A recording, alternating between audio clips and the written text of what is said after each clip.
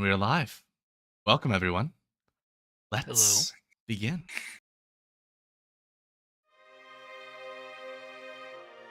Hmm. In the southern hemisphere of a world like ours rests the continent of Cadlia. Grassy plains and dense forests compose the body of this land. A cold coast opens wide to the ocean in the west. Massive, spined mountains form a shield to the east. To the north are the dry badlands, and beyond the southern borders is an endless frozen waste. At the heart of Cadlia sits the Vergent Empire. To many, this faction is a beacon of hope, a promise of a land free from the dangerous magics which harry the rest of the world. But to those born of sorcery, druidism, or other dispositions, this land is an active condemnation of their nature. For in the Vergent Empire, magic is sin. But not all who live in this land ponder the Empire and its edicts. Many small factions existed here before them. They find their values in the traditions of their people.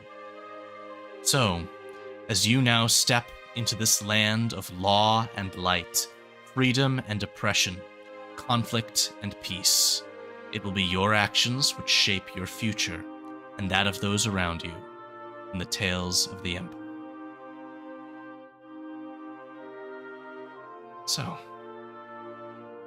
for our last time, now, let's move to our individual introduction.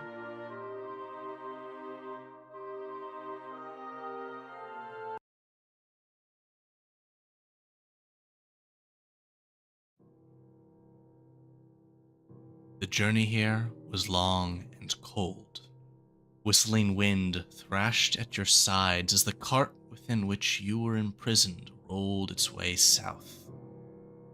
You passed through the Dubtor Mountains on the southern edge of Cadlia, entering into the barely mapped frozen south beyond. Here stands the Mage Tower. You have been convicted of crimes against the Vergent Empire, for you are mages, and magic is sin. Your punishment is imprisonment and re-education, here, within the tower, until such point as you are ready to leave it. As these memories swim through your minds, you awake. The stone slab you lie on is cold to the touch, and soft echoes are all which can be heard. Which of you would care to begin?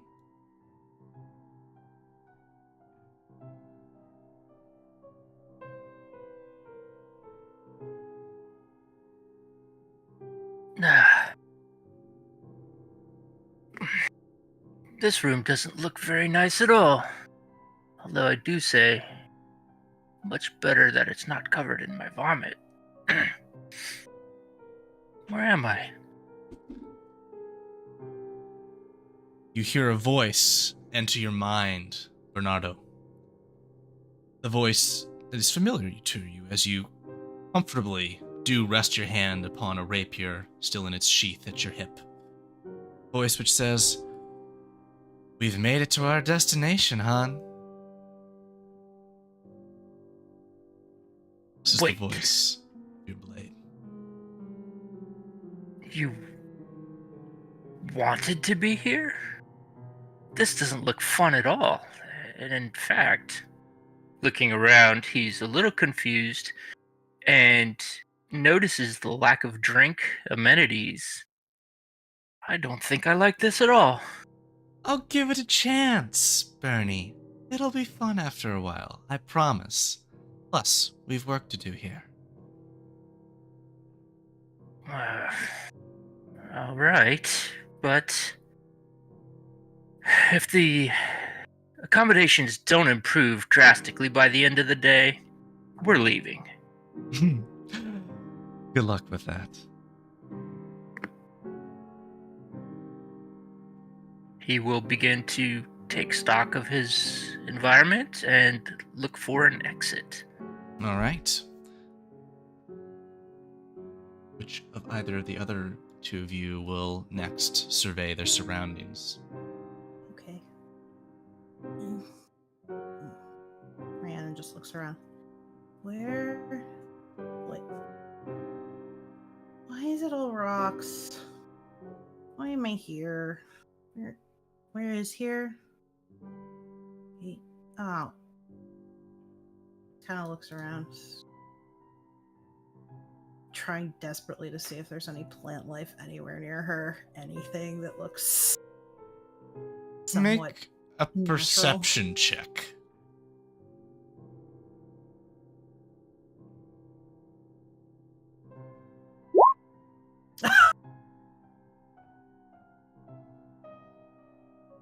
You see nothing which might offer you any amount of respite.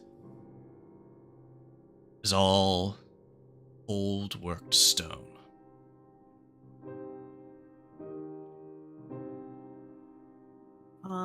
Yeah, she's gonna get off the thing she's sitting on and try and wander around and see if there's anywhere else to be. And the last member of our party? Why do I have to be here? I don't do well confined with walls that I can't burn.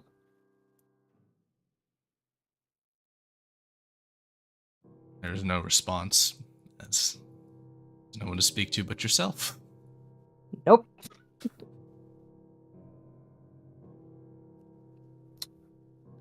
And just gonna sit in the corner and pout.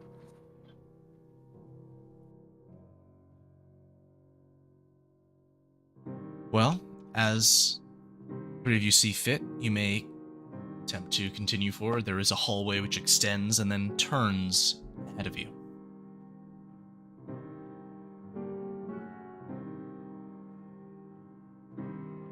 Bernardo's gonna cautiously come down into this other central room, it looks like.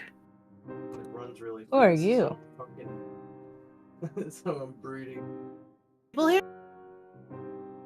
Got a little bit of background there. As you enter the room, you all take stock of one another.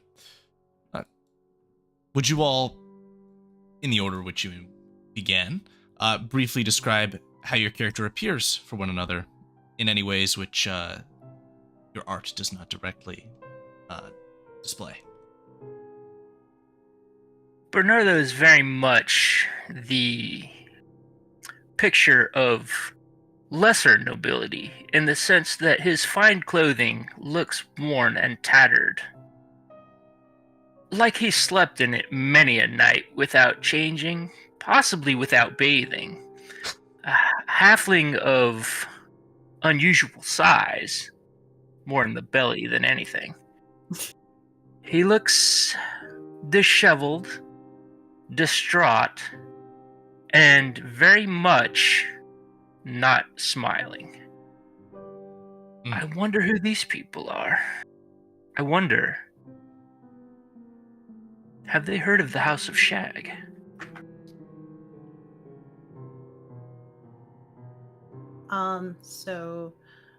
Rhiannon has a constant look of confusion on her face.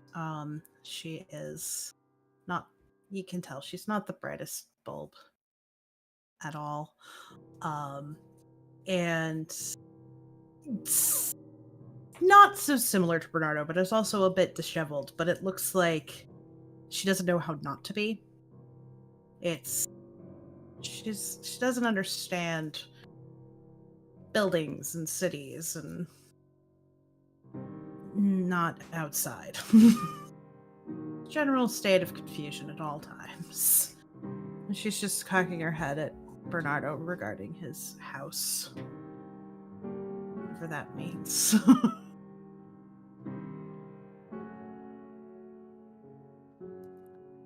And Aaron is wearing some red cloth with brown leathers over it. It's got some scuffs and some like street dirt on it. You can tell she's from the city. And she has short red hair. And He's just looking around very suspiciously at Bernardo and Rhiannon because she doesn't really generally trust people.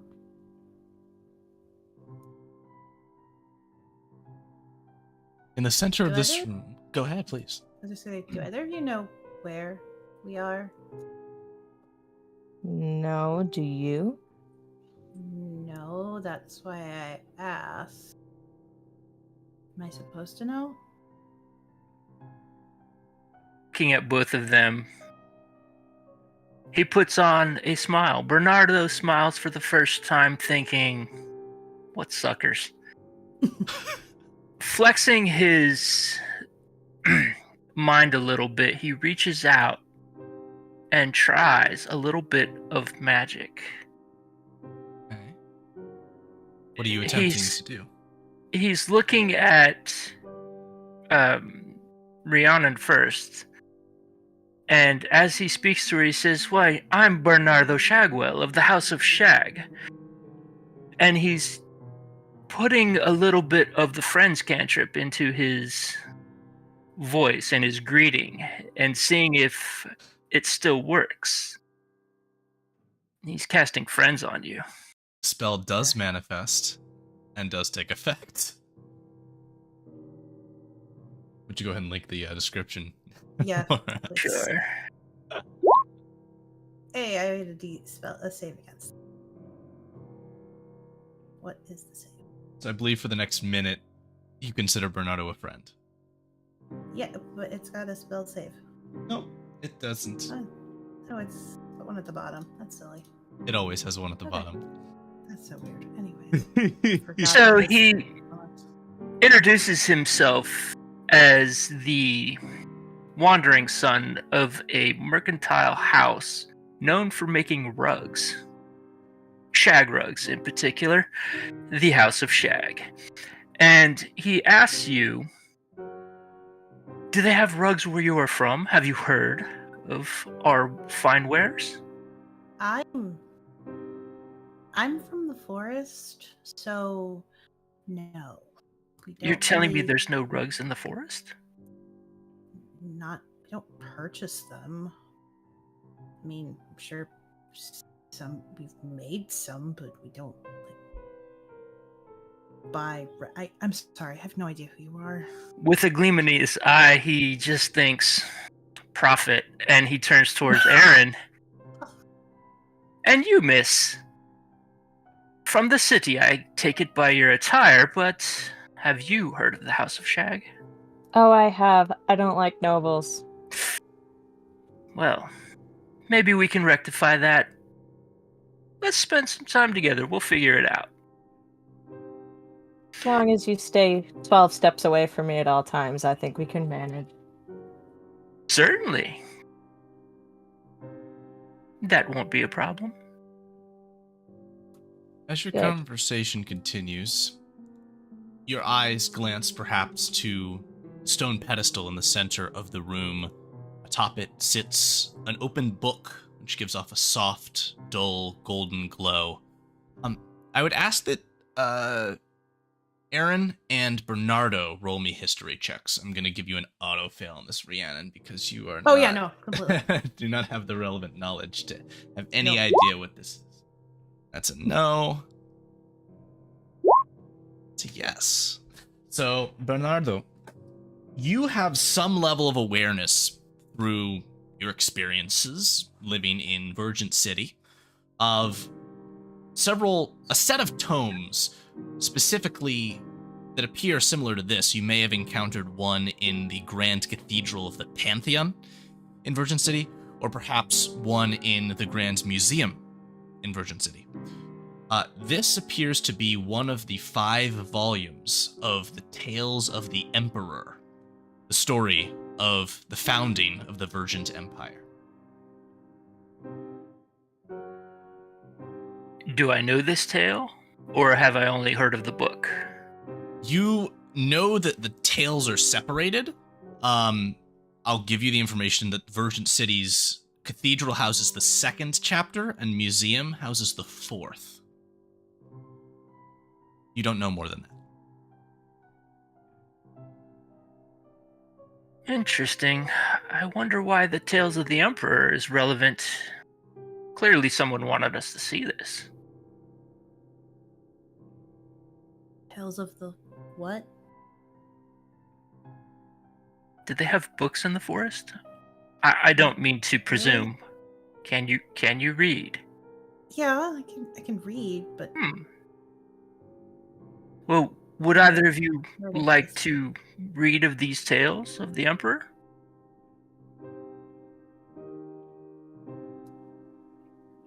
As you're conversing, an old gnome walks into the room. Oh, Just there's looks somebody around. else. Holds up a hand and says, "Hello," and then looks idle. Hi. You wouldn't happen to know where we are, would you? Perhaps. Could you tell us? What is Maybe? it to you? Well, I'm here and I don't know why I'm here, and I just want to know we're here. Well, you'll figure it out Am I eventually. asking a dumb question? Yes.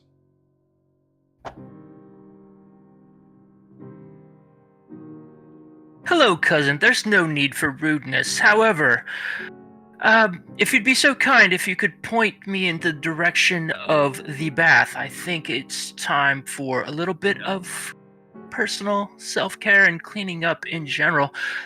Be a good man. Please direct me. I direct see. you to your memory where you once have had baths. Good luck. Like I said, there's no need for rudeness. Thinking about it, how does this gnome appear to be dressed? Does he appear to be the same as we are, or is he more of a staff member, perhaps, of this fine resort? I would say that he has what appears to have been at some time, perhaps akin to yourself, nice clothing. But it clearly has years of wear on it, and there's sort of some smears.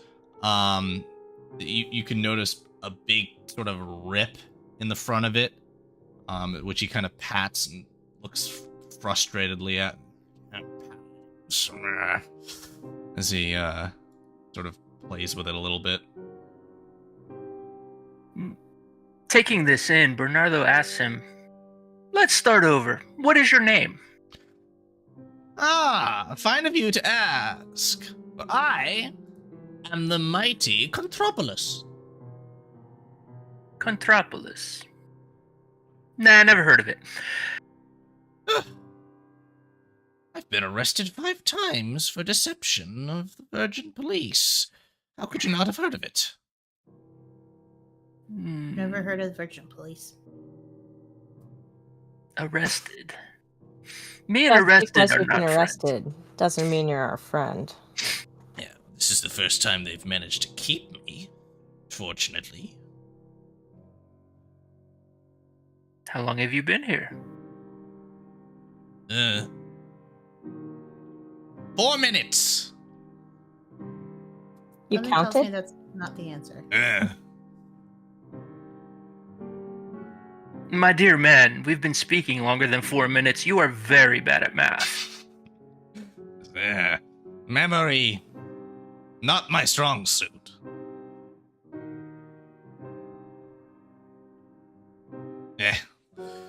Aaron, how do you feel about this individual? Is he a noble? I just caught an enchanted bow that has Might Unbreaking be. 3 power Or 4 noble and magic. adjacent. But it could be useful if he So escaped if you- before. Yeah, if you die, it disappears.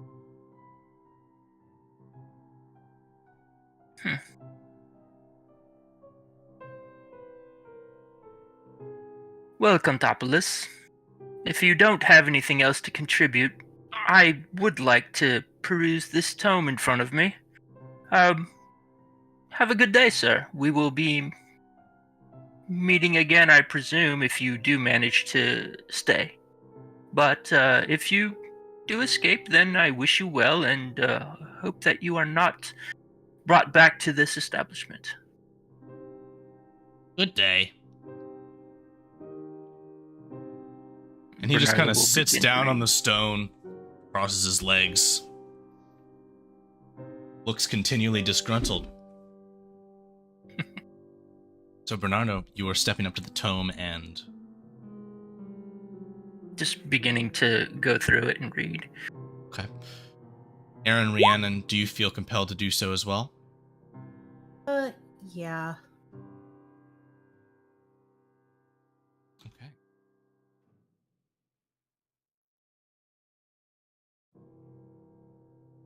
So, as the three of you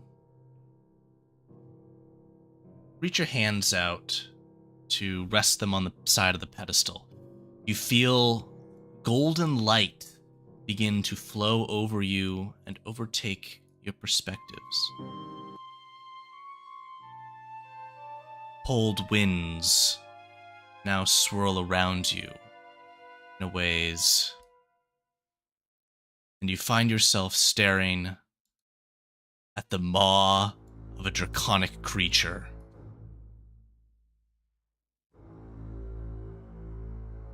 Moves around in a stalking circle at the group of individuals of which you are a part of that have surrounded it.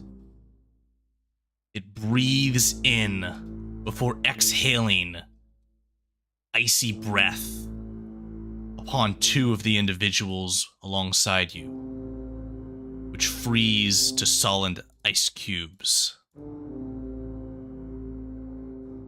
You will now, in your journals, be able to find the characters which you will be playing for this next segment. Gillian Gulliver, Tarum Jacksonair, and Vizier Alcor.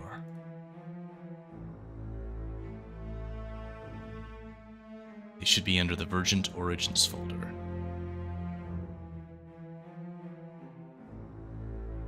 And once you have had the chance to pull them up, please go ahead and roll for me initiative.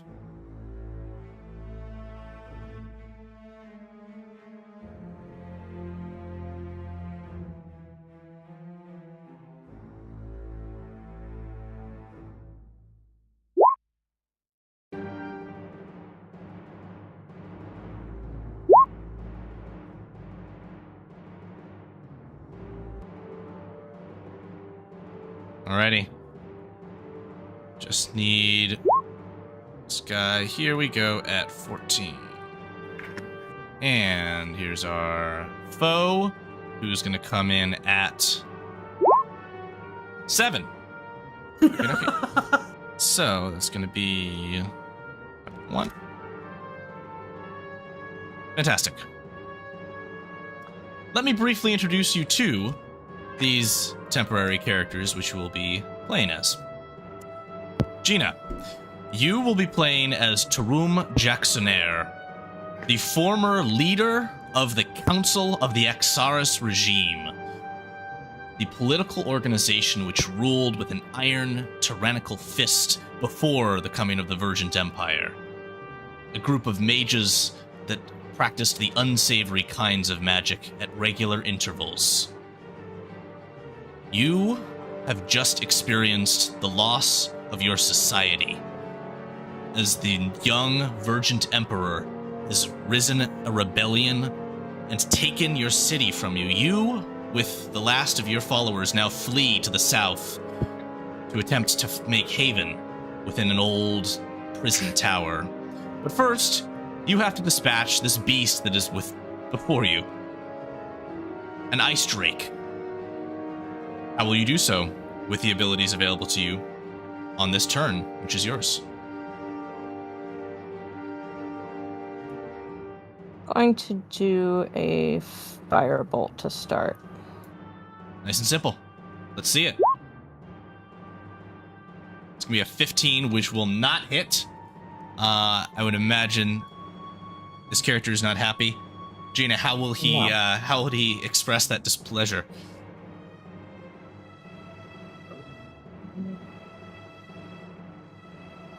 I needed that to hit. I'll make sure the next one does, mark my words. Fantastic. Audrey, you will be controlling Jillian Gulliver, a person who has had a mixed history of allegiances.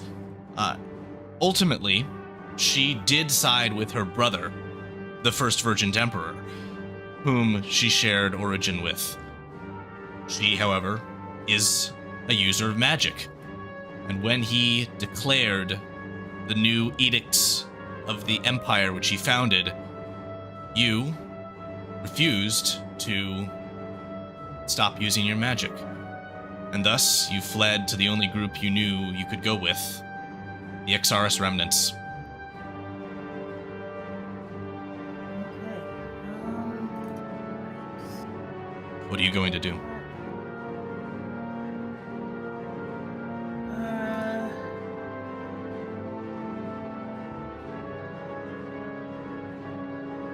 Let's try casting Shatter. Let's do it. Right underneath. Just cast it with 2. It's a con save for the Ice Drake.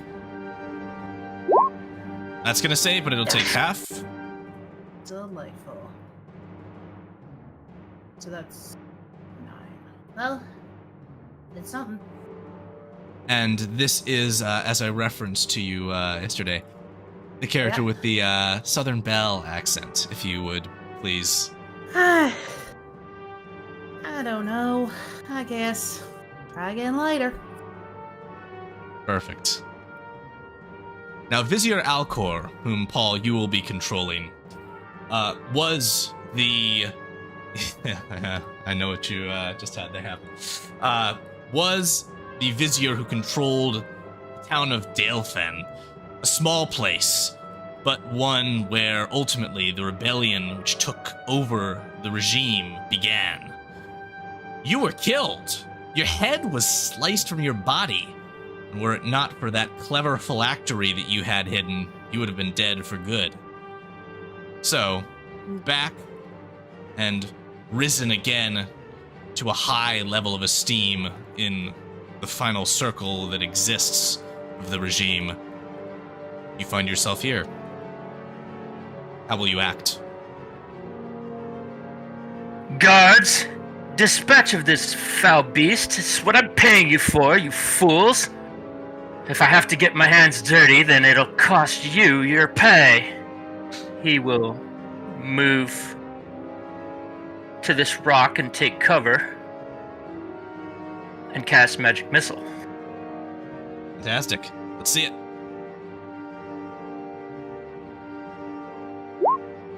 Three times 3, first level. Yes. Okay. Boop, boop, boop.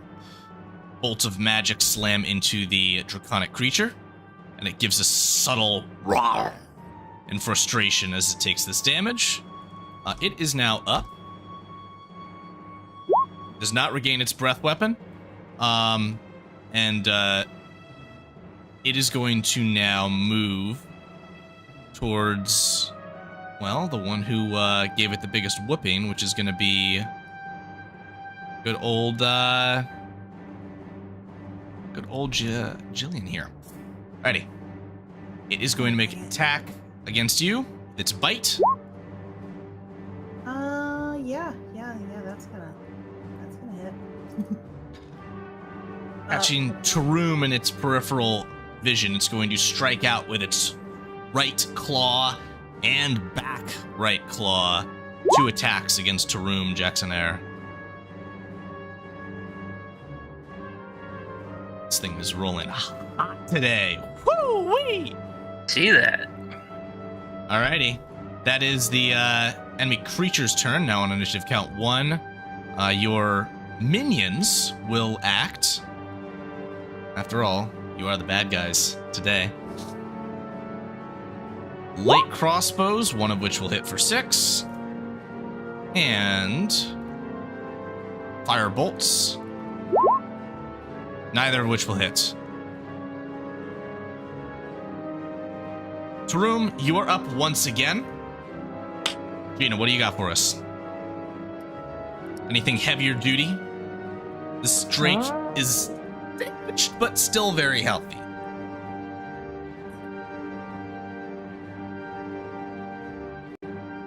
What do we have? Make sure you scroll down and see that nice juicy list of spells. Oh. Something catch your eye? Yes, but it might hurt other people. I think you're seeing the same thing I have. Oh no, Taroom's got some big guns over there.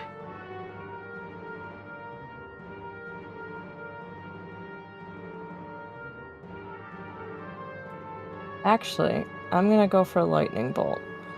Lightning bolt. Fantastic. Let's see it. Oh, that's not a lightning bolt. No, it is not. What the heck? Should be a dex save, so I'll go ahead and roll that for the Drake. Not gonna be a save. No, what the heck? Why is it doing that? Might be being weird. I'll try and roll it for you. Sometimes that happens. Gotcha. Oh, it is definitely being weird for me as well.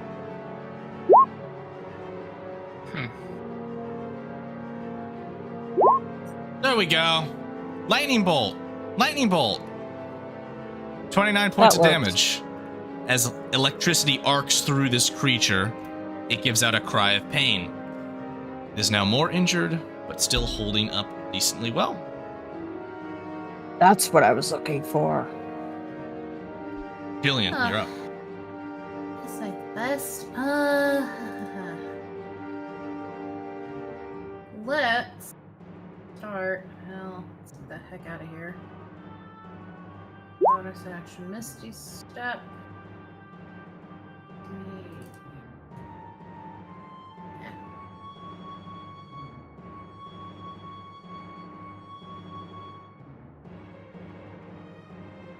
There we go. I forgot how to use this. Okay, Misty Step the heck out of the way. I'm gonna move. Gotta get in our icebreaker combat somehow. Ooh, that's 120 feet, so we're gonna move again. Out of the way. Now I can also do some other things. And end this, we're going to Firebolt. Fantastic. That's a nice hit for 13. And I'm done. This creature is now right about bloodied. Vizier Alcor. Seeing the relative ineffectiveness of my hired help, that's how he considers them. Perfect. Calculating collateral damage, is this creature high enough off the ground that a small detonation would damage his other compatriots?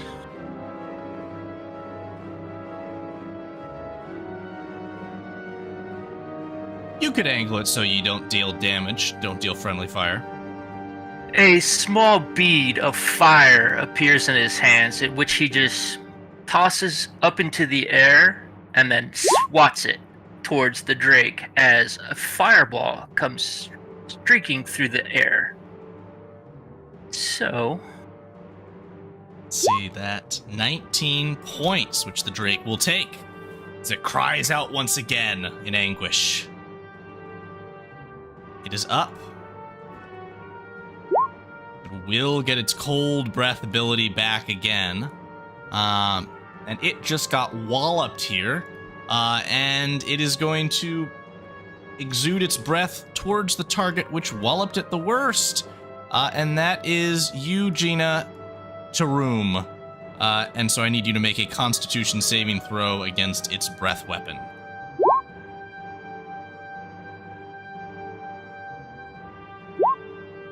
That's a fail. Taroom is going to take 43 points of cold damage. All right, your minions are up. These soldiers are going to move up and fire crossbows again. To no effect.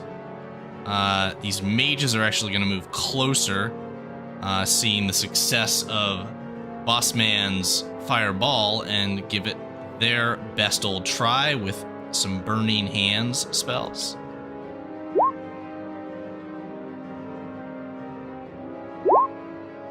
Which their best try being, alright. Alrighty.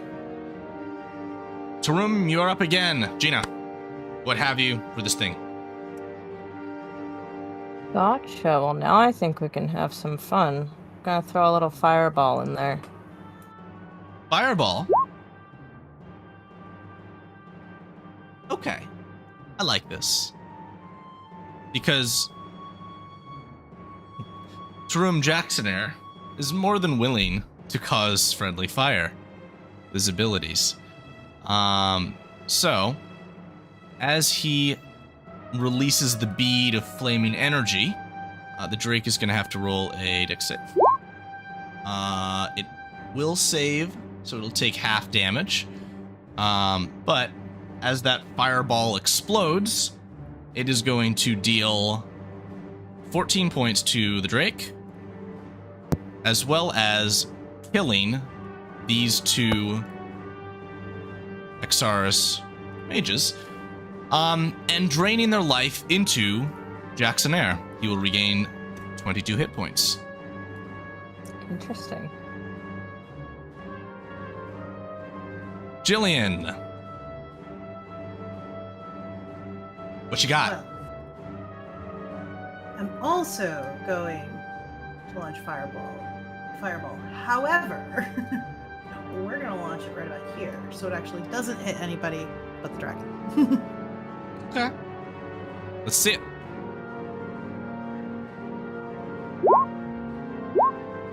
All right, it's going to be another half damage as the fireball explodes. And then... Oh, I can! Yay! I'm just gonna... A swift burst. Usually takes 14. It's not looking good. Why can't this thing just get hurt more? Alcor, will you be able to destroy the beast? Mumbling under his breath about wasted resources and figuring out that 4 dead hirelings equals less money coming out of his pocket, he's more than happy to accept the friendly fire. He will from Jaroom. He will cast a 4th level magic missile. Yes, 4th level. I thought you were just gonna go ahead and make sure to off your... Well, that would be quite the trick, seeing how far away they are. Yeah. But no, he sees value in human meat shields. However, magic missile might do the job at 4th level. Alrighty. It will do so. And as they slam into this creature, Paul, how would you describe it is destroyed?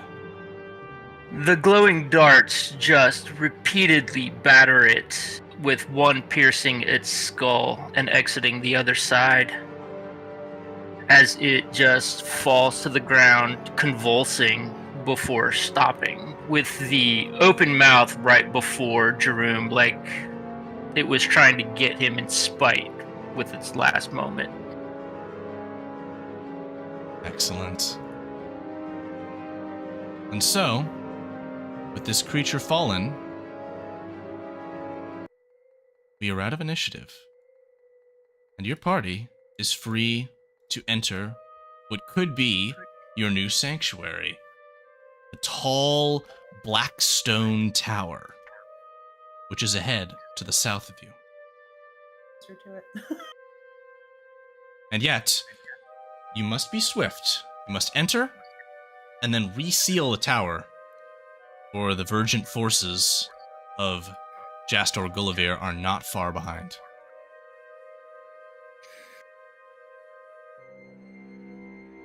Looking back, he realizes that should the need come, the hirelings can stay outside.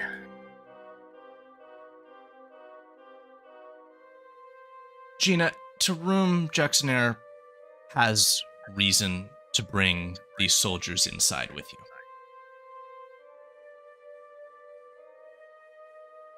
My main house is close enough. I think we should bring them in. So, The approaching door, the just door, get on in.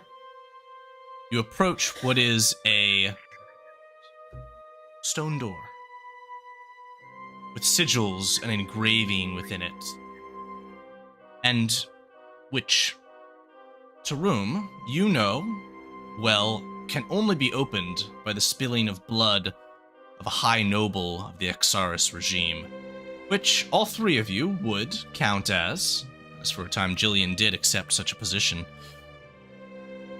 So, who wants to prick their finger? Alcor will pull his dagger and slide it across his palm, and then slap his hand onto the runes. Why don't you go ahead and roll a dagger attack there? Some damage in here. Ooh, 5 points. You cut a little deeper than you may have liked. But that blood will certainly open the way as it flows into the runes and spirals. You hear as massive stone doors slowly grind open before you, allowing your way in to the tower.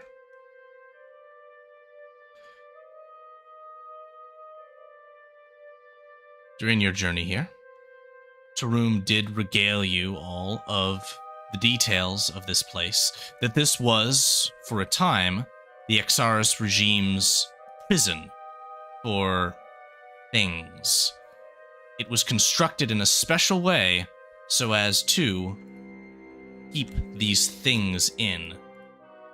And this will serve a double purpose for you, as now, trying to make this your new base of operations, this tower is immune to magic entering or exiting, save through its very few entrances. This means, for example, teleportation cannot be done from within the tower, and the tower cannot be teleported into. But as of now, stone doors are open and the cold wind blows in from behind you. You'll need to find a sealing rune, which is hopefully not far within the tower, to close the way behind you. So, proceed at will.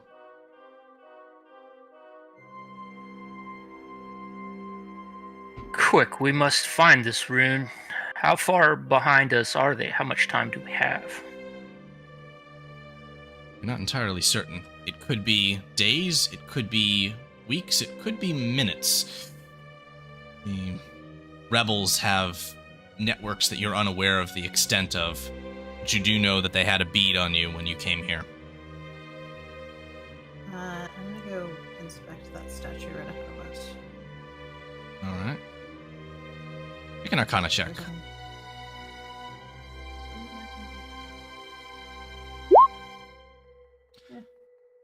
With a brief sort of tapping into it, this statue seems to have been made of the same very solid dark stone that the exterior of the tower is, even though this interior is more of a traditional gray stone. This statue, you would imagine, has something to do with the reinforcement of the magical warding. Hmm. Okay.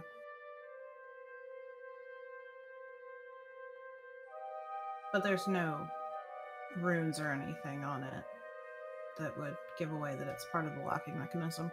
No, in fact, that locking mechanism should be something that is clear as day to you, a large runic circle upon the ground somewhere. Okay. Yeah, I just wasn't sure what we were looking for. Well, can somebody help me look for this thing? Holding his bloody hand to his neck where the scar is. He just looks around, Alcor does, and wonders.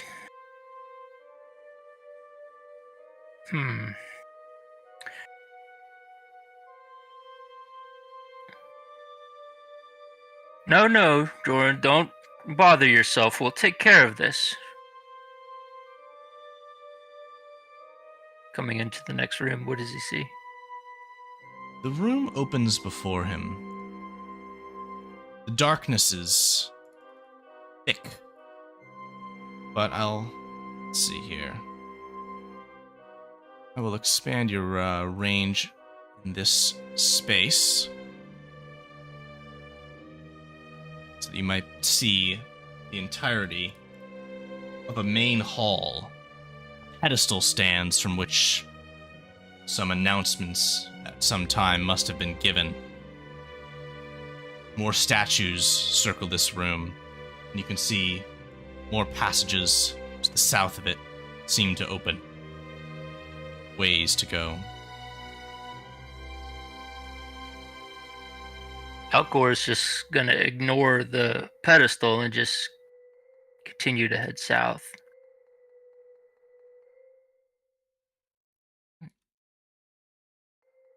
Jillian's also heading that general direction. Fantastic. Why don't you all move in that way?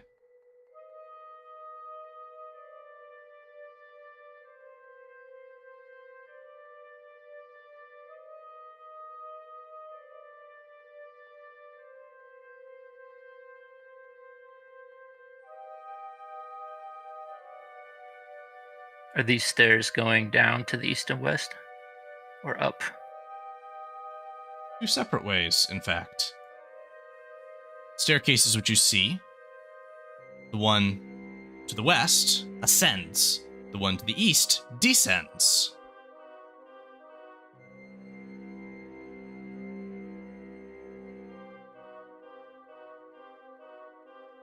And this is a staircase in the middle of the room? It's a small stair leading up to a platform about 5 feet in height. Okay, that's the pedestal. I just wasn't sure exactly what I was Yep. looking at. Absolutely. We should split up. I'll take these stairs. I'll take the opposite ones. It's fine.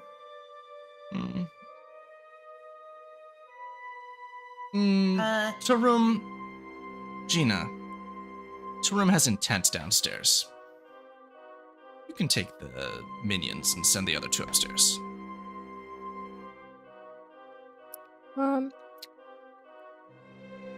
I'm gonna take these two upstairs. You two check downstairs. Other way around. Up. Reverse that. Wait, which way is down? Or You're heading this way. Okay, that's fine. I just want to get this place locked up. Right. Alcor will say to Jillian, watch that one. I don't trust him as far as I can throw him. I can't throw things really well.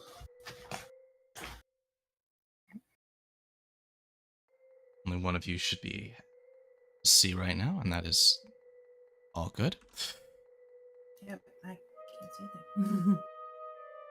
As Tarum now moves into the basement with his two minions.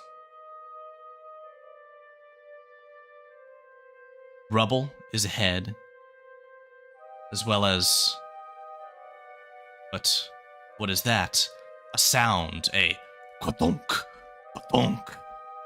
It sounds like heavy footsteps ahead of you. Tarum, how will you prepare? Going to ready up a firebolt just in case anything comes through. You knew that this was once a prison. What else you knew was that it no longer being a prison happened due to the inmates breaking out and destroying one another. And so, as from around the bend ahead and making its way into your vision, you see a creature shamble forward, you can be sure that this is one of those prisoners that broke free and destroyed. Loose that firebolt, and then roll me initiative.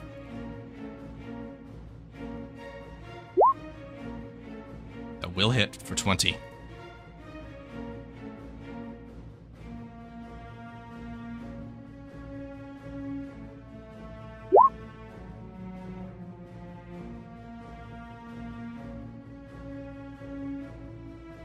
Alrighty.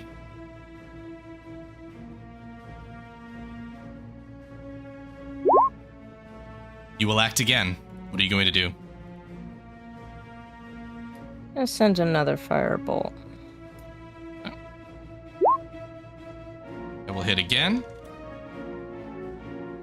The creature will now give a terrible, inhuman roar and shamble forwards. As it does so, slamming its arms out towards Tarum, damaging him. Didn't link this character token, so I'll need to get to 48 present. So that's gonna go down to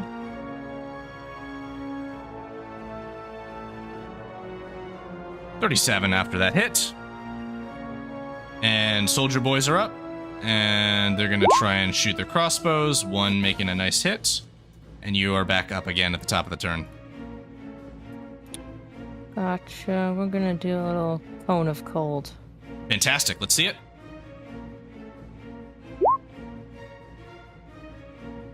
That this- was not what I clicked. On save for the creature for a cone of cold.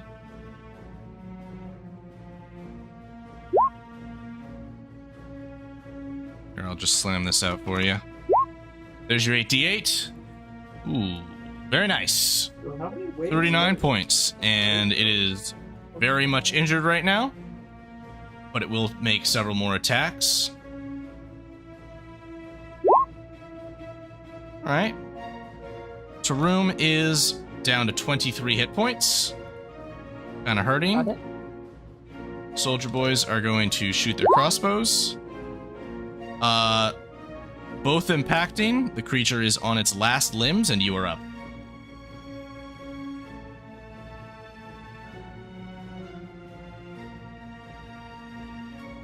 Alright, we're gonna do a little time stop.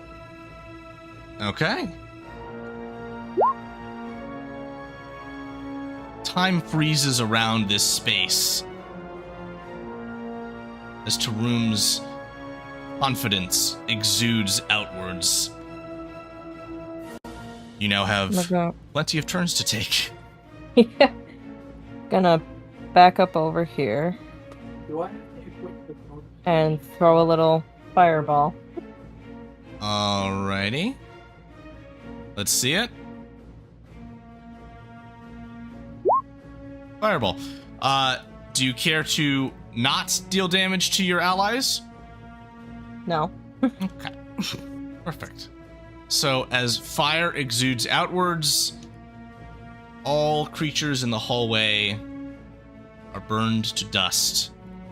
Tarum will regain his hit points.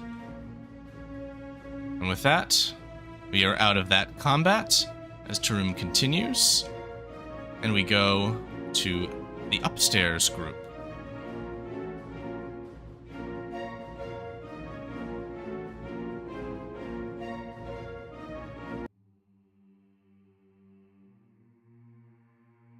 Alcor and Jillian, you should now be able to proceed. More ruins are ahead of you.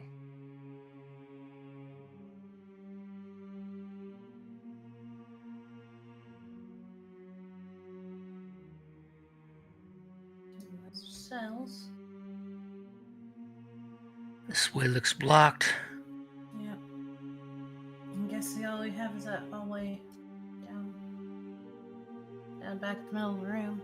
Before she's even done speaking, he's already turned on his foot and strides towards the hallway. A little bit behind. It's fine.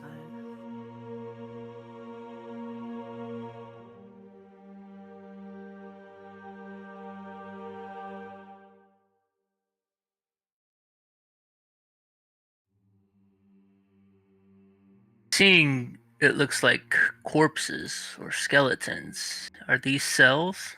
Indeed, they are. Yes. These, Are they moving corpses?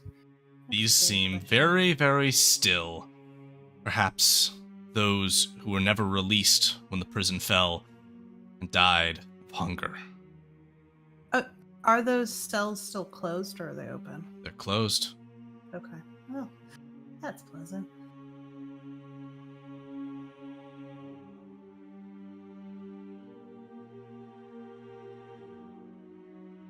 Door is closed ahead of you, but is wooden and could easily be opened.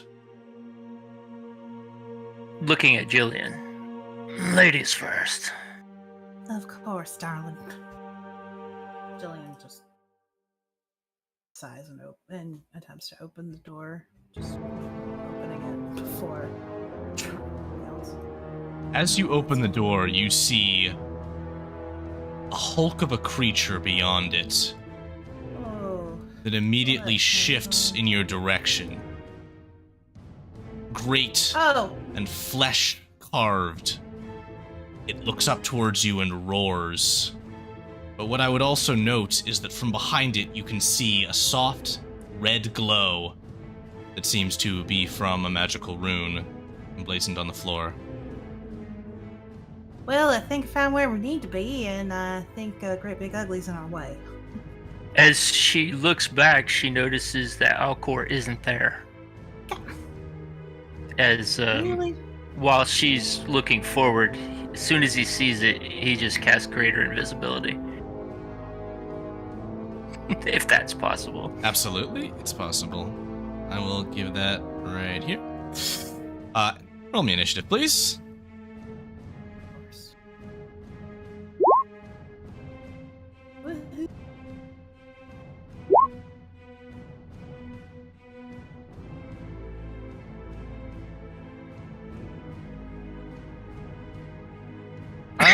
Jillian, you are up.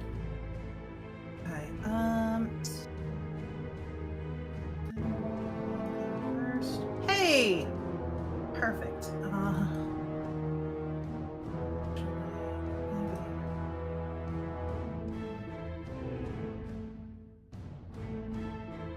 Yeah, let's make it a little interesting in there for him. We're gonna cast an ice storm. All right. Flesh golems, great at dexterity saving throws. Ha! Takes all of that. And right. I'm just gonna. Beautiful. As ice, like the winds outside, swirl, the creature is blasted with chunks. Alcor, you have the advantage of invisibility. How would you like to use it? He is just going to move into the room. Does the creature seem to notice him? No. Alright. How far did her ice storm create difficult terrain? I would say that you could maneuver within the room to evade it. So I'll say it's probably... It's a 20-foot radius, so it's. I would have actually centered it on. on the So creature. So you included the rune in it. Oh no, I would have been a little bit in front of him, but I didn't want to like. Do Alright. the whole work. Okay. So my question for you is Something like here. this rune something that I just need to activate, and do I know that, or do I need to figure out how to use it? You don't know that. Okay. Thinking to himself, well, this isn't as easy as I thought it was going to be. I guess I must kill this thing. seeing that she has retreated down the hallway,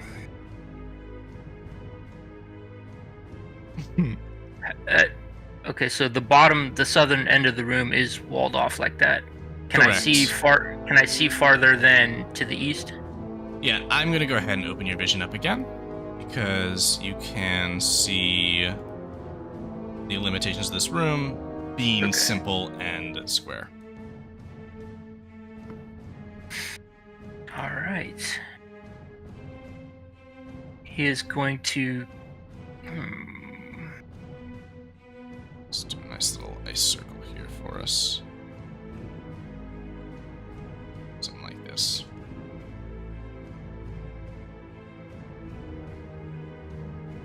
What you got? He is going to Misty Step. I believe that is 30 feet. Indeed. Okay, well that doesn't really work very well.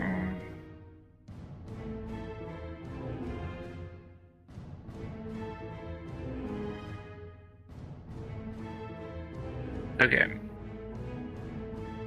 Yep. I think that's where it was. Yep. I'm not gonna Misty Step first. I'm going to cast the Cone of Cold. Going to cold? Fantastic. Yes. That will prevent you from Misty Stepping, because that is 2 leveled spells, so you're aware. Yes. Alrighty, Cone of Cold is going to be a con save for him, which he fails, taking 34 points, being bloodied. Okay. And I believe that's all I have. And your invisibility, I believe, maintains itself. Yes. Alrighty, this creature will shamble forwards, moving towards this door, and attempting to force its way at half speed, somewhat destroying the terrain around it as it moves. Jillian, you are up. What are you going to do? Well, let's go with. Yeah, let's go with Cone of Cold. And back out of the way.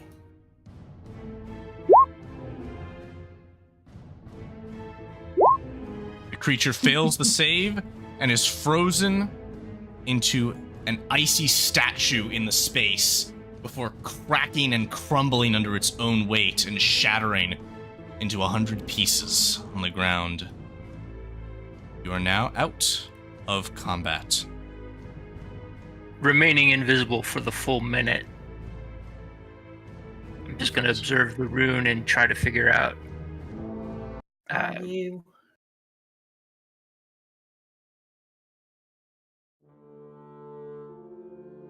I would imagine your ice storm will be allowed to fade. Oh, yeah. Alcor and Jillian, you are here. As Taroom, you will arrive, having concluded what you were to do in the basement. Now stepping forth, you are aware that it will require all of you to channel your energy into this rune in order to seal the way. How would you inform the others of that? This rune is, might require all of us. Let's get this done. I don't really want to deal with my own family, okay? Beginning to chant. They just hear the words, but they don't see him yet until he just suddenly pops into view. There you are. As you funnel your power into this rune, you can feel a shift in the structure. Jillian and Alcor, mark off your highest level spell slot as expended, and Taroom, regain your 2 highest level spell slots. Well, You did I lie. technically cast my highest level. Yeah, so just whatever the 2 highest ones are, yeah, get rid of them. Okay. What you have right now. It's just another nice little power siphon going on here.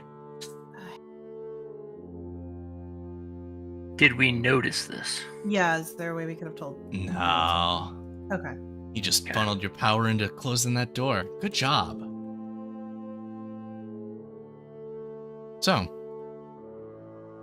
with the way closed, it is nonetheless fair to ensure that the door was well secured.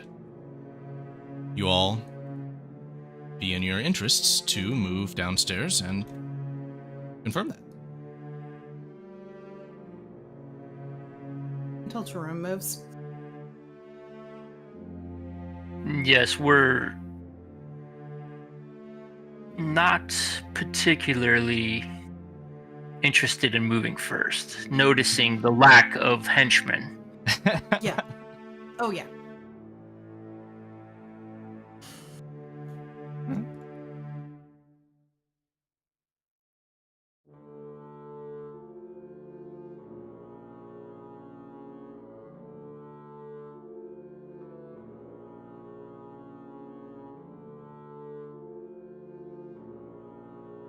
You move without incident.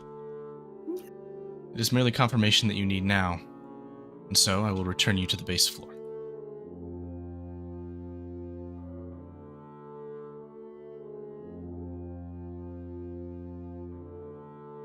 As they move forward, Alcor goes invisible again and heads downstairs. All right. As he shifts into invisibility and begins making his way forward, as the group makes their way near this opening, they can see for just but a moment as a small reflective green object soars through the air towards them and crashes to the ground at their feet, consuming them in an explosion of green crystalline energy. And I would have you all roll a saving throw against this effect. What is it? Dex? Yeah, dexterity. Indeed. Oh, cool. That's not all my saving throws. That's exciting.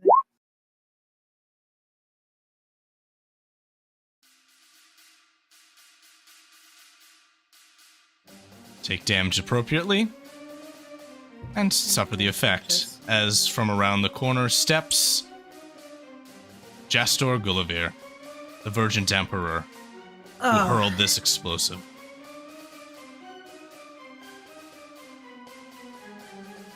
And roll into initiative one last time. I'm almost dead, so this is fine.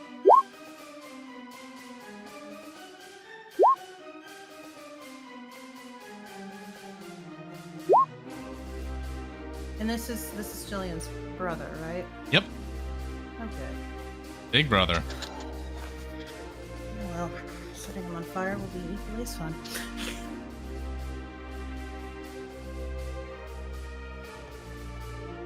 All right, Jillian's up. Hmm. Oh god, I can't cast him. God. Oh. Don't like magic, but sure fine using something. Sure looks like magic. Coward. And a bolt. Perfect. Oh. Running towards the basement. Fantastic. Running away. Okay. Now, Jastor will rush forwards towards Taroom. Sword in hand, he will say, "You won't get away this time." Oh, hold on. Allow me to fluctuate that. You won't get away this time. That was terrible. Need to work on that. Southern, Bless your heart. Bless your heart. you won't be getting away this time. Ooh, still not good. All my guests do it better. Wow. 3 attacks. 1, 2, 3. Against Taroom, who is going to take damage from a weapon which is imbued with a crystalline sheath of green Vergent crystals. That's going to be 16, and then 15, and then 17 damage as Jastor impales Tarum on his heart with his blade. And Tarum Jacksonair dies. Next, Hopefully, not that upset. Alcor will act. What is he going to do? Trusting in his invisibility, he is going to run.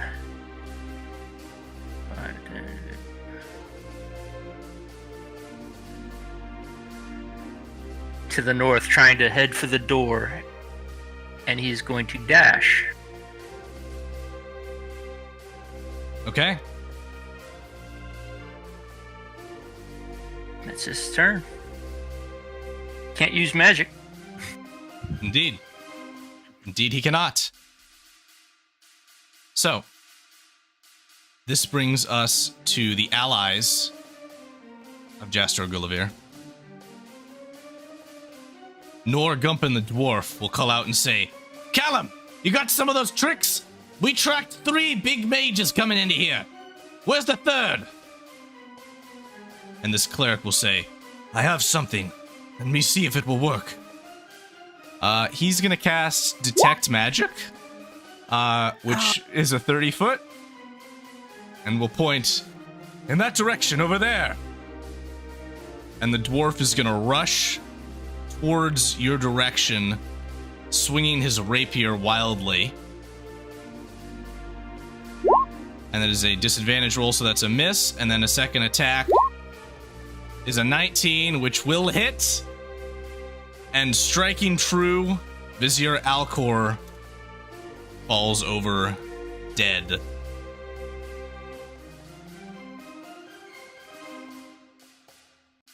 And with that, we are out of combat. Are That's the last perspective of this tale will shift to follow the presently fleeing Jillian.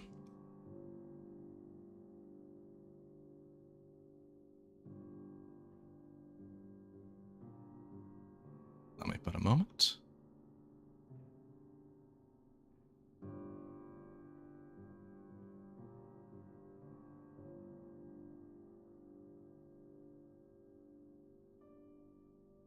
Jillian, you find your way into the basement, attempting to flee.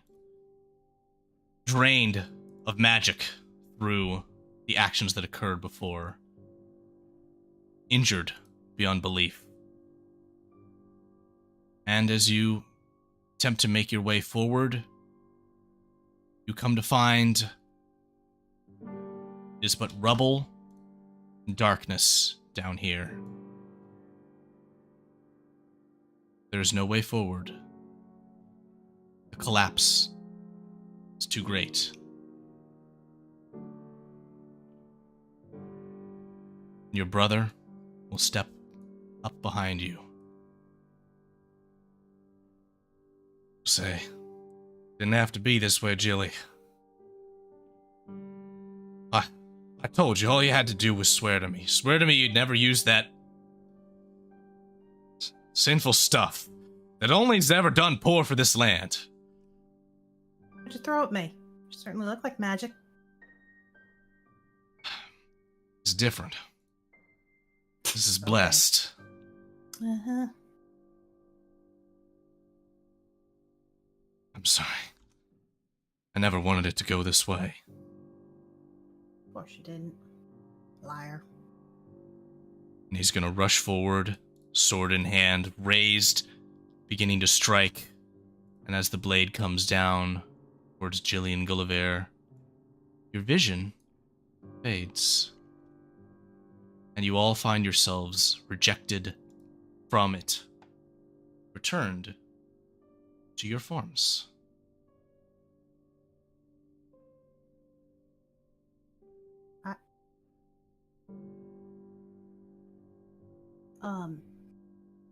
That's not any kind of book I've ever read. You see the old gnome actually was touching the book as well. Oh, well, good for him. That was weird. That's not how books work. Thought. As your vision concludes, you also hear a shifting of stone behind you as a wall opens, revealing a path. This must be that tower. Looks a lot more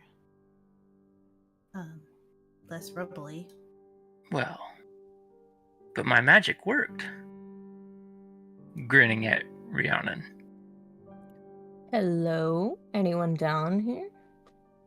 Hear no response, but you do hear the voice of the old gnome, Contropolis, who says, "Whose perspectives did you all see that vision through?" I was the Emperor.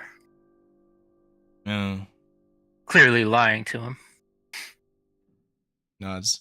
And he looks to you, Hey. the ladies. Rihanna just goes, not quite sure, but really cool accent. Some weird evil dude. Not a Yes. fan of him. I took on the perspective of one of the Exaris mages. I was incinerated. Good news, you're not really incinerated? Yes. He falls into step.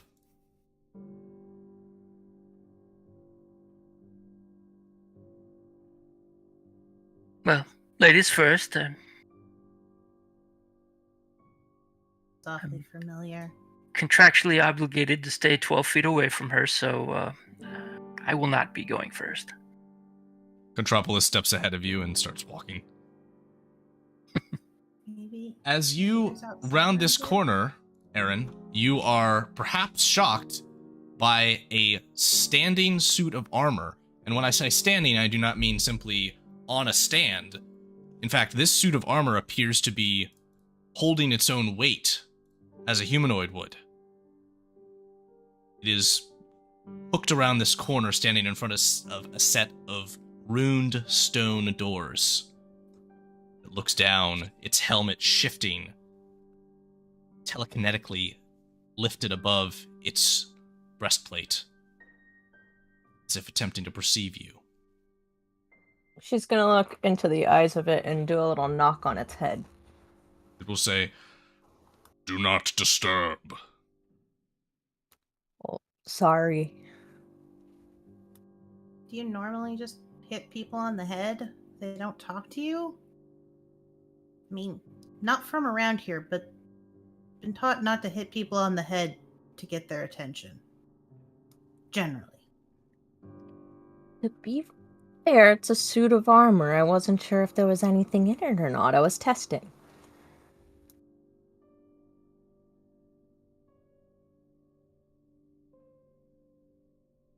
The old gnome will say, "Well, you want to hit it again? Or shall we go down this other pass?" No, I'm good. Let's just continue. Okay. Rhiannon's already walking down the hall. As you all pass ahead, Contropolis kind of steps behind again and just takes his fist to its knee, just gives a tap tap, Sir. and then runs away. Goes, and you hear If another, we die- "Do not disturb." If we die or end up in any kind of trouble because of you, you are going to get fed to the wolves. What wolves are Wolves? there down here? There's wolves. I would love to meet them. If we can find them, we have a nice tasty treat for them. Oh, yeah. It's something about young meat, the old meat not tasting as good. Oh no, if they're hungry enough, they'll eat anything. Yeah. And then Rhiannon just happily walks down the hall. Bernardo's like studying the gnome, What? looking to see if he has any possessions worth stealing. Oh, what a good question. I would say that he has a small crystal-tipped scepter. You're not sure how good the crystal is at a glance, but it's just kind of like a translucent like glass-looking crystal on top of a small sort of walking stick staff that he seems to kind of be tuk, along with him. Does it look like it's worth more than $2? Yes. He'll note that. It's worth 3.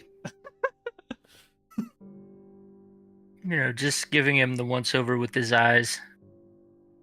Perfect. Perhaps thinking in his mind maybe a game of cards later. Oh, look. Another one. Please don't hit that one. Do you see another one? Standing before a set of stairs which seems to lead down. So Excuse this me. way. Where are we? Yelling at the suit of armor. You are within the Mage Tower of the Vergent Empire. Holy crap, an answer! This is amazing! That actually doesn't answer any of my questions, but that's fine, at least know the name. New students will proceed to the ground level. New students? Wait, which way's the ground level? Where am I? It Do we need to go down? points directly ahead of itself down the Uh-huh. hallway, the wide hallway. ahead. Okay. Does it So think we're apparently we're students up. here? Or down. I don't know. I didn't sign up to go to school. I didn't either. Granted, I don't actually know where I am or what's happening. But I didn't go to school. Me neither, Ignoring the says the gnome. dithering, Bernardo asks the suit of armor, "Would you be a good sir and fetch me preparations for a meal, please? We're a little hungry." You will find meal on the ground level. Apparently So- everything's on the ground level. Hurry along and fetch it then. It does not respond. Bernardo, I think just walk like a normal person to the ground level, wherever that is. Apparently it's up, so we're underground. With a humph, he just continues on and kind of whispers to them, "I was just seeing what it can and cannot do." Uh-uh. Does this look like a place where people go and get you food?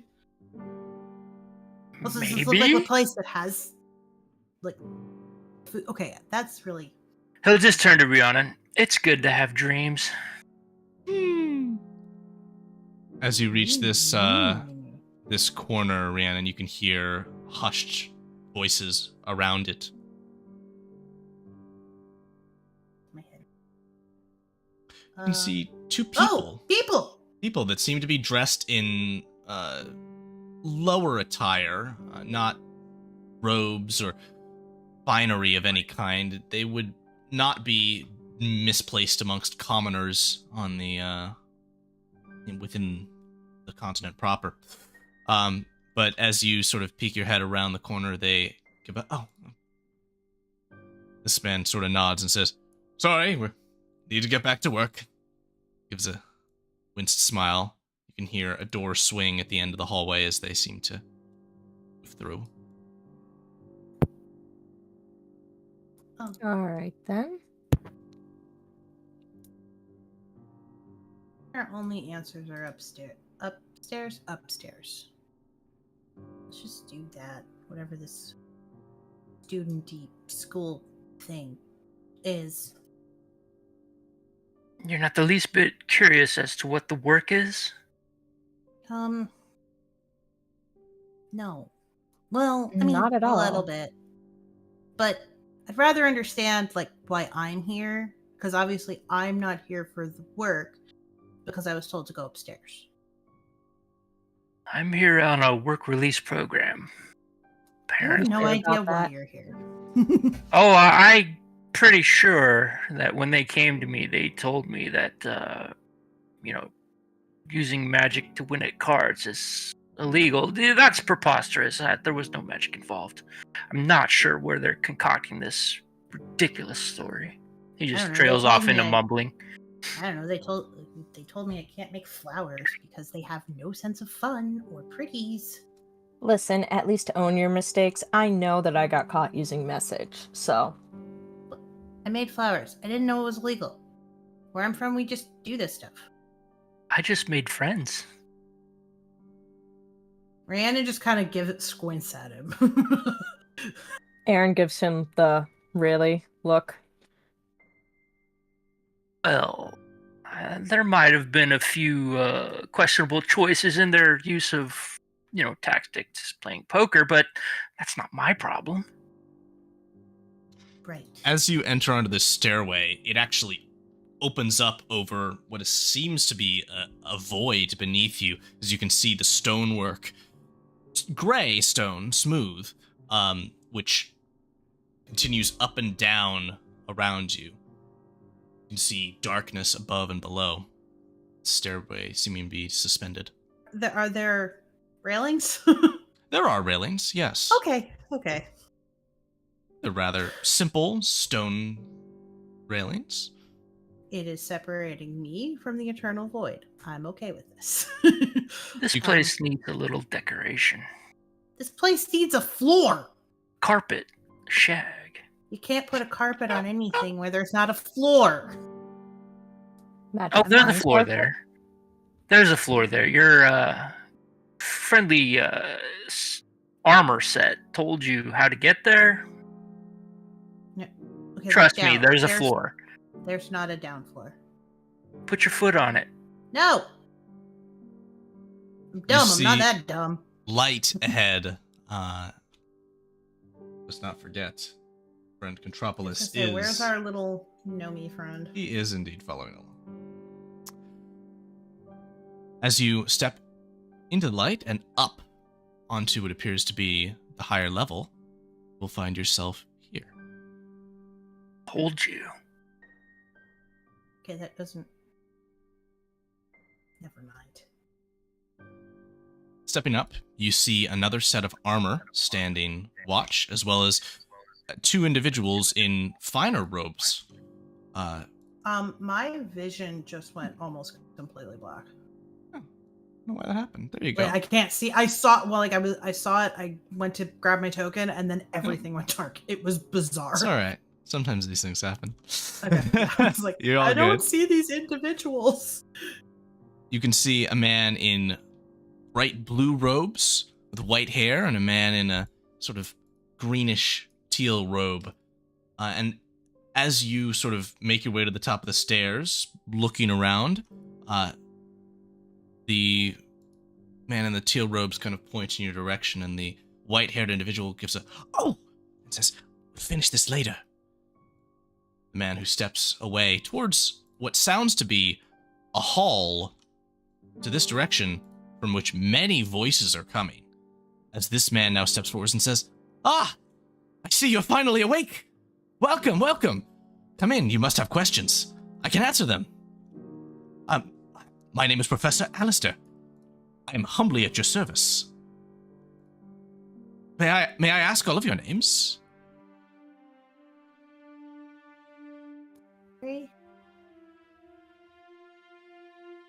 I'm Aaron. Welcome, Aaron.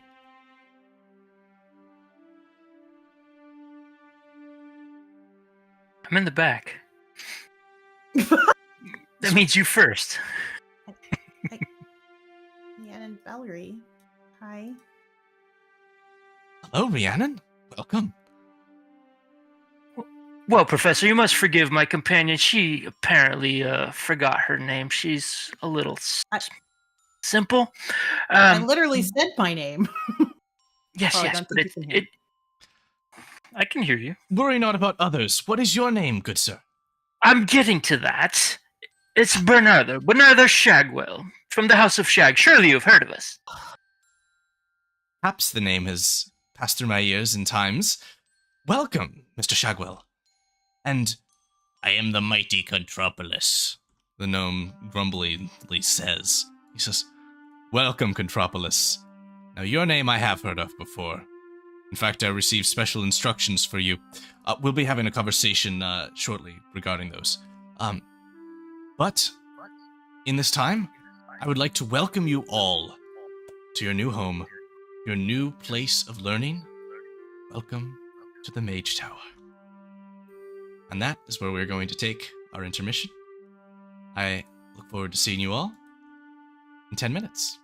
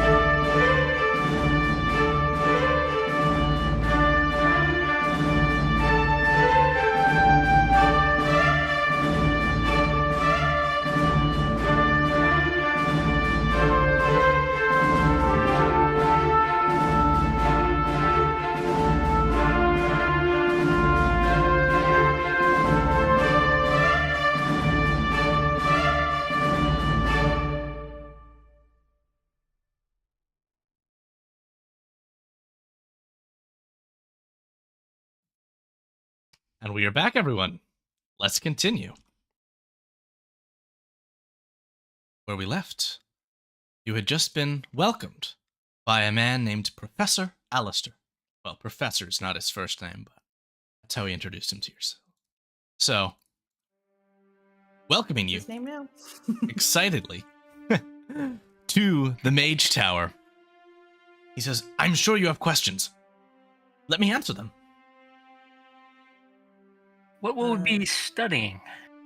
Ah, you, my friends, will be learning the arts of magic. And as he flourishes his hands, little spectral stars seem to spiral up and dance and then explode like fireworks out of them.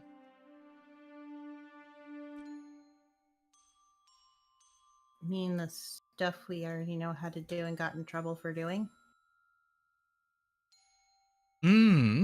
Somewhat, and yes. For there is so much more that is to be known than you can even perceive. For instance, have you known of the magical art of star-seeking? No. This is my subject that I teach. You will learn in due time. Sounds boring. I promise to excite even you. What about the magic of in nature? Because that's kind of my thing. Oh, there is certainly a place for natural magic in all things. In fact, we here see fit to teach all mages some amount of it. In fact, my good friend Professor Hoban is quite a specialist in that sense. You'll meet him soon, I believe. I think there's been some mistake. I don't use magic, and I have no ability for it. I should not be here. Rhiannon is just squinting down at Bernardo's head. He kind of squints his eyes. He seems unsure how to respond to that statement. He goes, right. We'll just fold you in with the other two then, just to keep things simple. How's that? Great. If you could, I'd like you to, expedite my case, and so I expect to be leaving by the end of the day, so no need. Oh, but you really must rest here for this night. In fact, it is close to the night period. We'll see tomorrow about expediting everything we can. There's no windows in this room? There are no windows. I hate this place. Anyways. But we just woke up. How is it? You'll find yourself ready to sleep quite soon. The integration process is a little bit tiring. But yes, are there any other questions you might have, or shall I bring you to your dinner? Meal has already begun. Dinner sounds wonderful. Sure. I guess. Fine. Something I understand. In that case, follow me.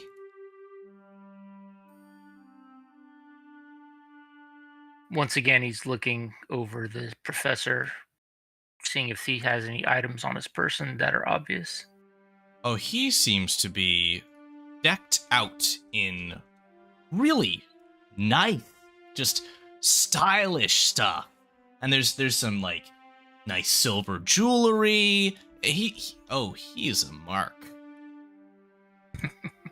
Rhiannon is running her hands through the plant as she walks by it. Indeed, and this plant seems to fold fluidly, and you can notice this plant seems well taken care of. As he leads you into the hall, Aaron is going to singe the edges of the plant as she walks by.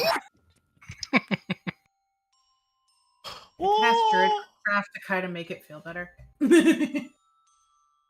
Okay, you pat that burn wound. There. Glaring at Aaron. Standing in a large chamber, you can see. Go ahead and zoom our perspective here out a bit. A long rectangular room, which seems to have two barred entrances on the far side of it, as well as you can see, as well as these open ways, which are near you. In the center rises a small pedestal, seems to overlook space. A chandelier hangs high above it that softly lights it. You can see individuals of all kinds, shapes and sizes throughout this hall. Most seem to be wearing robes, hats, cloaks, or other forms of, wizardly attire. You can see several more unique individuals seated at this table. Less of a sort of communal space you can see there. But otherwise, it is quite a mishmash of different kinds of people. And Alistair will say, "Here, allow me to see you to a student who I think will be a perfect roommate for you all, and perfect person to get you to learn all the ropes of this place. Lomé," he calls out as he moves in this direction. And you can see a young woman kind of pokes her head up over here from some reflective glasses. Gives a wave and says, "Hi!" He says, "Yeah, have a seat. The servants will bring food shortly. In fact, here a woman says, "There you are," placing food on the table. Say, "Thank you very much, dear. I hope to see you back in school soon." And she'll say, "Me too."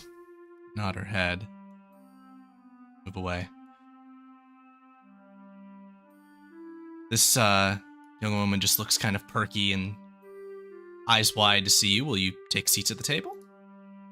Yeah. Certainly. It's right next to her. Is that a bear folk I see? He'll say to her. She'll say, "Oh yeah, that's Professor Hoban. He's the professor of nature here." Wait. We learn about things from bear. Yeah, isn't it great?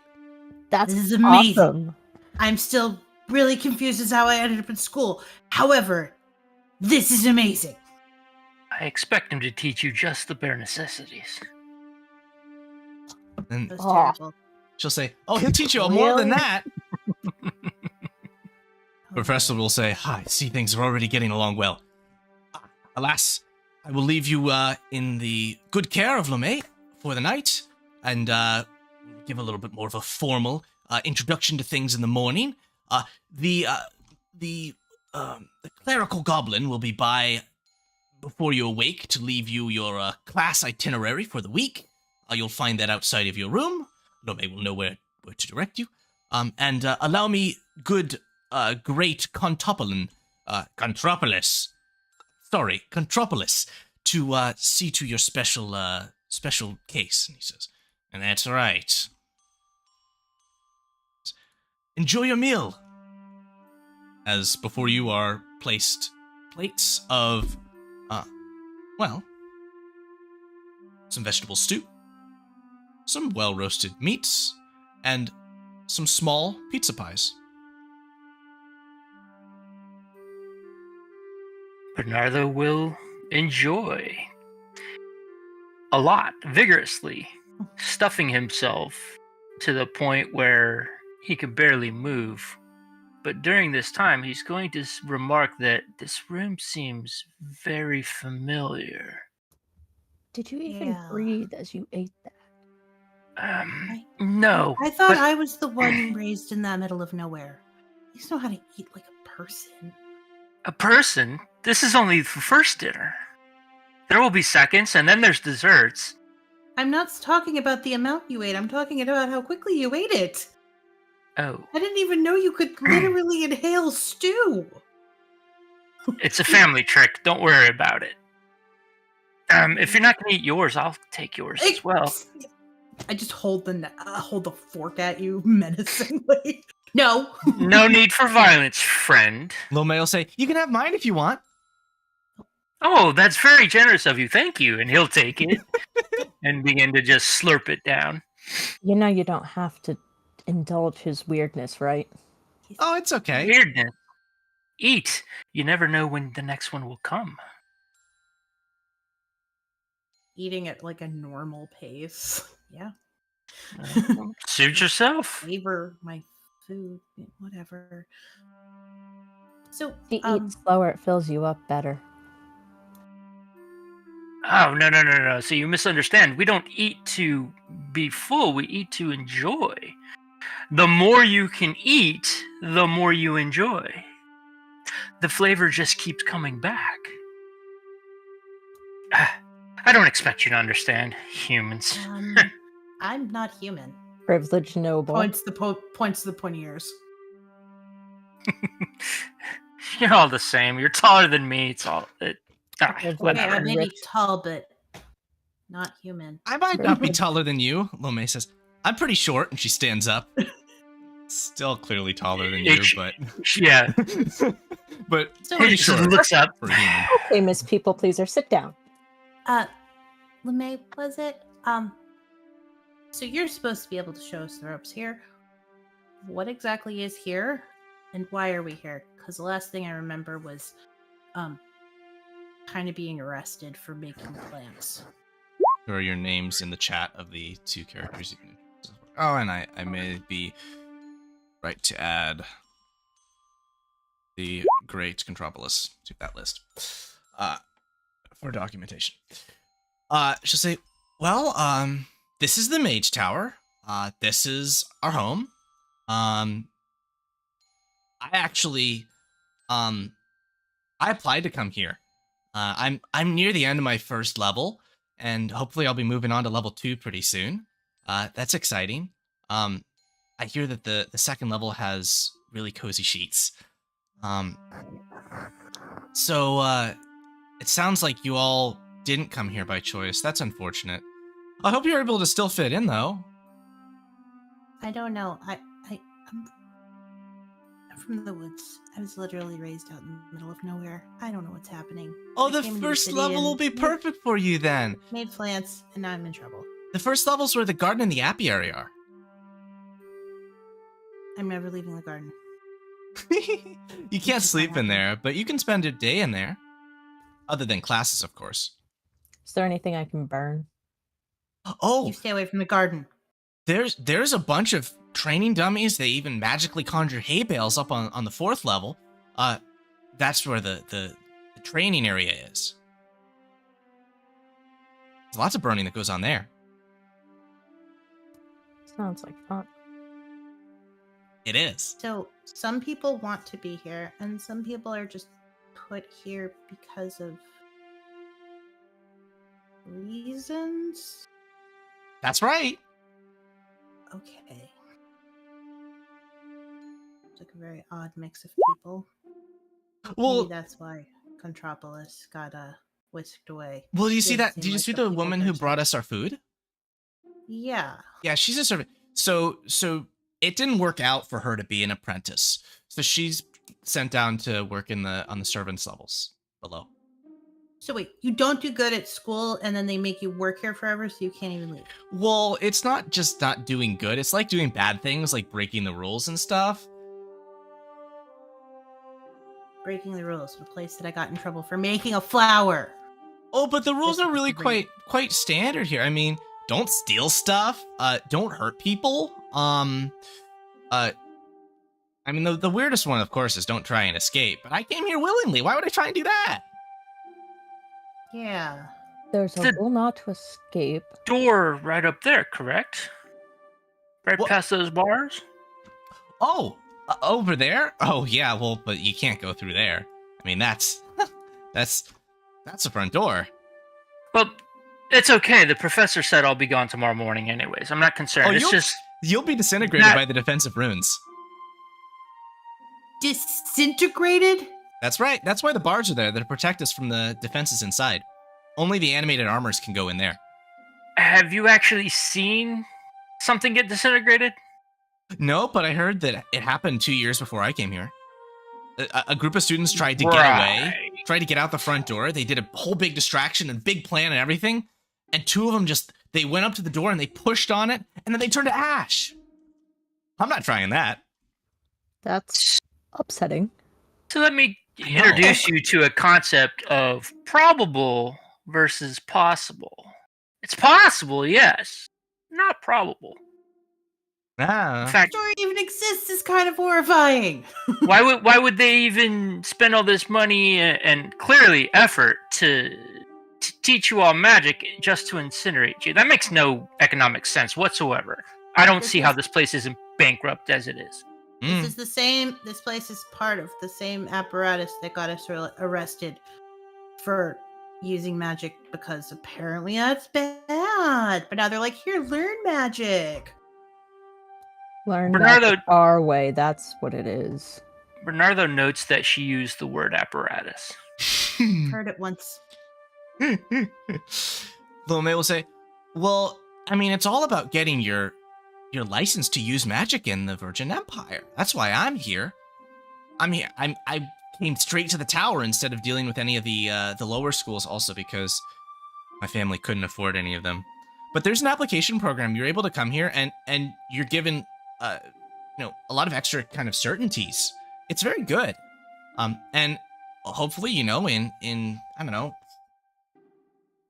4, maybe 6, maybe 8 years, depending on how well I do, I'll have my license and I'll be out a Vergent Mage working for the Empire. It'll be great. So being a government lackey. Well, if you put it like that, it doesn't sound so great. But yeah. Are there any windows around here? Just No. anywhere? Not at all. There's a picture in our room. It's a nice picture of a That's- forest.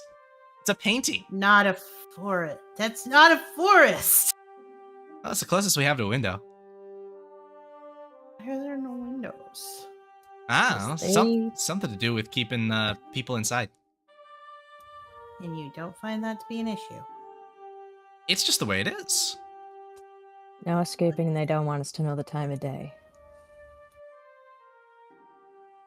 I'll be We fine. know the time of day based on class schedules and That meals. No. So No, the time of day is the sun. The sun tells you what time of day it is. yeah, I So mean, it's- yeah. Well, some people just barely sleep at all. I don't think that's very good, though. No. you need to sleep. Like, that's important. I don't know a lot of things, but I know I need to sleep. But also, I hate this place so much. Oh, I'm sorry to hear that. Man, you know what? There are no windows. I like outside. Kind Keep of in my mind, thing. we are also not here by choice. The two. Yeah. Well, hopefully, that doesn't turn into y'all having to be servants or anything. That would really stink. Are y'all finished up? Shall we head upstairs? Get ready to go to sleep? Yeah. Whenever you're all ready. Sure, why not? Hops up, It's a different picks up view, her I guess. book bag and trots along. Bernardo wakes up. He had fallen asleep during the What happens conversation. when you eat 65 tons of food in 30 seconds. He said, "Where are you going? It's time for our second meal. What about dessert?" No, it's time for bed. She says, "There's only What's 2 meals that? a day. Come on." What? What? I Yeah. snack all the time. What? What about snacks? I mean, some of the higher level students can actually create their own food for snacks. But the rest of us just make do. We eat big meals. So they starve us. Okay. Bernardo looks around. Is anybody else armed? Armed with weapons? Yes. No. Okay. Well, we'll get up and follow. I would like to at this time also note that Aaron and Rhiannon do not see your sword or its scabbard. Okay. He wouldn't know that, so he just kind of assumes that. Yeah. All right. Well, she'll lean on if you're all ready to move forward. Yeah. I mean, as she starts, I'm just like following her, hoping. Rhiannon looks, especially confused because on the one hand, it gets learn nature from a bear, but on the other hand, there are no windows. As you make your way this direction towards the stairways, you can see the bear man is conversing with another gruff-looking man and speaking of. Don't you think it'd be a good thing to teach the students a little bit more nourishing in your lessons? Oh no, I have it all figured out. You don't need to give me any suggestions, thank you. And Alistair will say, "Oh, have a good night," as you pass by. Yes, I'll be leaving in the morning. And he'll say to Contrapolis as he walks by, how about we play some cards later? I see that you look to be a man of culture. I could consider it. Later being a time when we're both ready. I'm tired right now. And I don't play cards when I'm tired. You wouldn't like me when I'm playing cards when I'm tired, I'll tell you. As you wish, perhaps. But it must be soon. I'll be leaving tomorrow. Ah.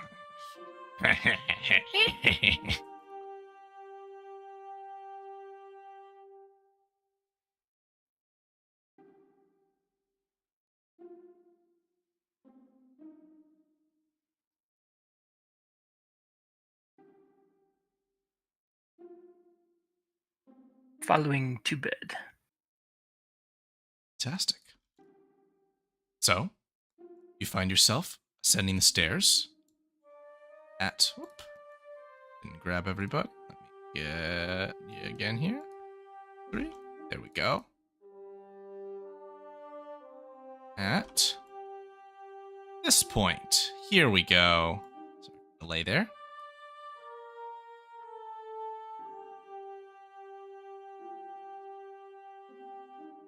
As Lome kind of jogs along up the stairs at a quick pace.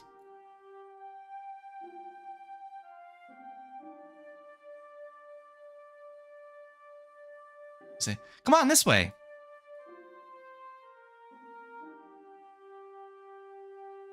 As you move down this hallway, why don't one of you roll me a d4?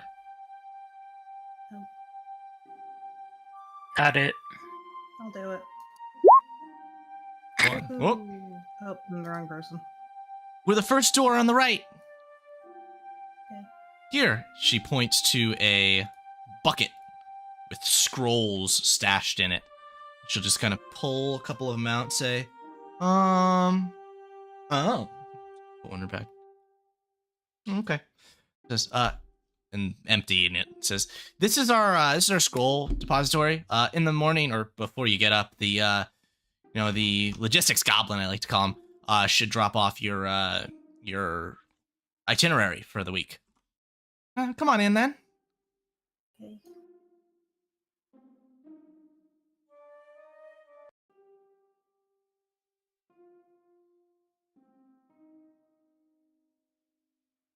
Oh.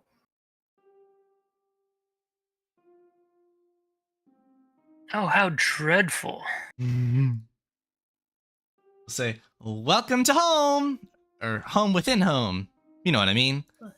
I Here, mean, this one's me over better than here. the brick wall, the brick floor we woke up on. You see the details of this room being a nice wardrobe for any sorts of robes or coats that you might wear, a bookshelf stowed into the corner nicely here, a wardrobe here, and bit of a shared necessity, maybe a little bit cramped, but nonetheless. Game upon the table. You have a whole bathing space, as well as a curtain, which can be pulled closed. Each one of your beds has a small chest at its foot, and is separated by walls. You can still look across to one another, but you do have boards and footboards that reach high to the ceiling. To say, well, if you need the restroom, it's out the door, take a left, and then a sharp left again. It's sort of right through this wall. She points towards this way. Well, Okay. I'm pretty much gonna get ready to go, and then I'll wish you all good night. Uh-huh. Step. Find yourselves, the three of you, alone once again in this strange new place that all here seem to be regarding with normality. What thoughts find you? Why is this place both punishment and place people want to be? It's just so... I don't like it here. I guess if you want to be a government lackey, it's a great place.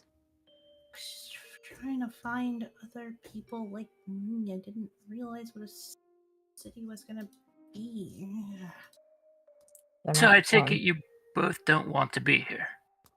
No. Do you believe that nonsense story about disintegrations? I test it. If you want to test it, feel free. Listen, the fact is there's either a story about disintegrations to scare people, which, job well done, or there's actual disintegrations, both of which, not a fan. It's clearly propaganda. I mean, just the magical expenditure of energy for disintegrating things alone would require intense effort. What do they have? Someone standing there the whole time? No. No, it's not likely at all. Then test it. I will. In fact, I won't have to, though, because I'll be leaving in the morning, like I've said. So. Oh, you poor soul. You have not caught on, have you? You're not leaving. Rubbish. We'll see. My family won't stand for this, even if I am the last son in line and have no absolute value for them whatsoever. Never mind. We'll talk about something else. Family will worry eventually, I'm sure.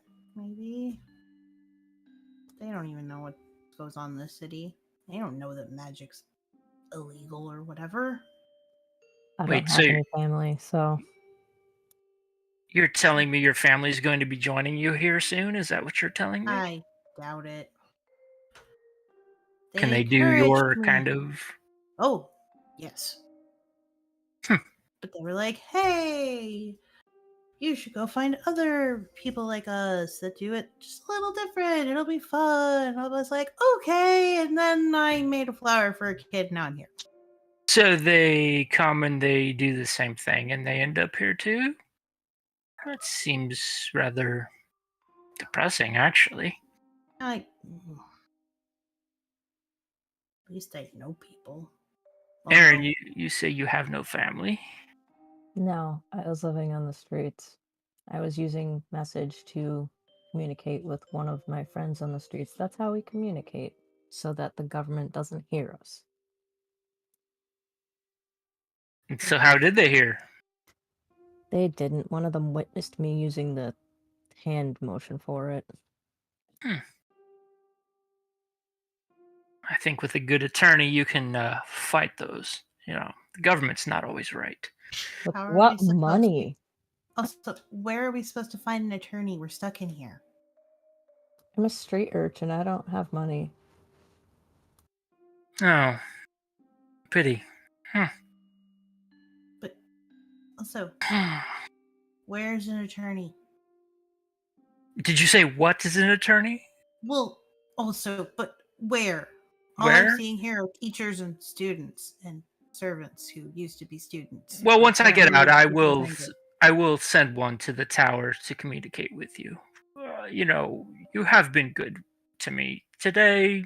You know, not fighting with me, not making me irritated. Oh, she's back. Mm-hmm. Came in mid-conversation. Didn't interject. Just made a move on the chessboard and then scurried over her bed. Says, I don't mean to interrupt. It's your room too. Mhm. I don't want you to feel like you don't belong in your room. Feel like we're intruding. It's okay. Especially since you had it by yourself before we came along. I knew that wouldn't last. It's okay. I like people. Bernardo says, Ixnay on the octave. Huh? What?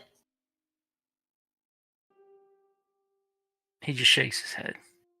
I mean, if you want to sleep in the chair, you can do that. You can even take it around the corner if you want some privacy.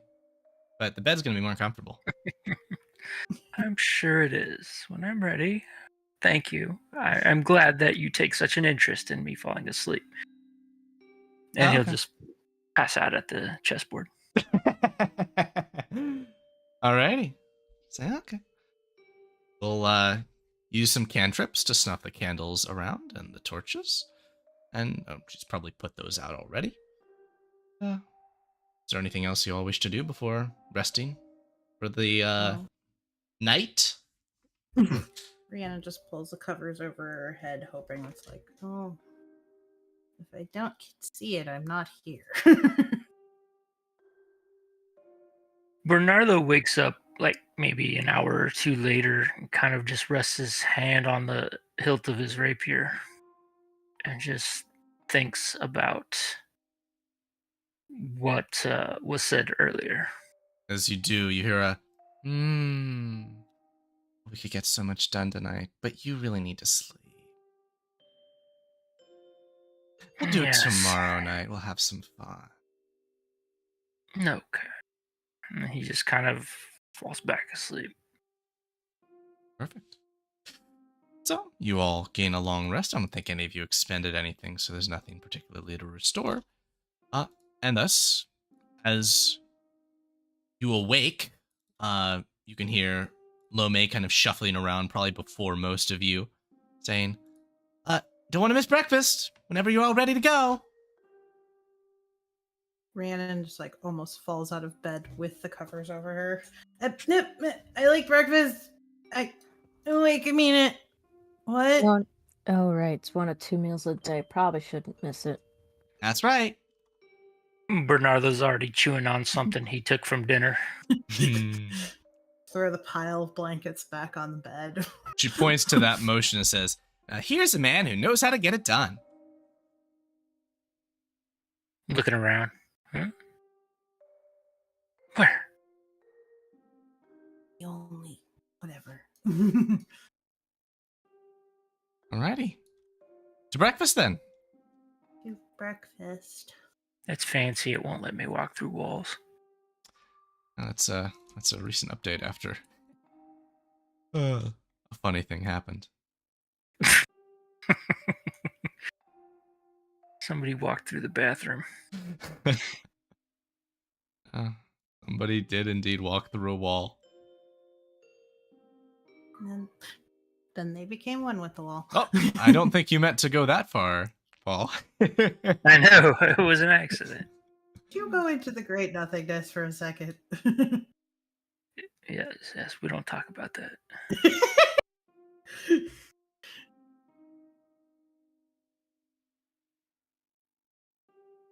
So just walking ahead of Lo Mei, he just goes and sits in the same spot. Fantastic. I always want to say Lo Mein.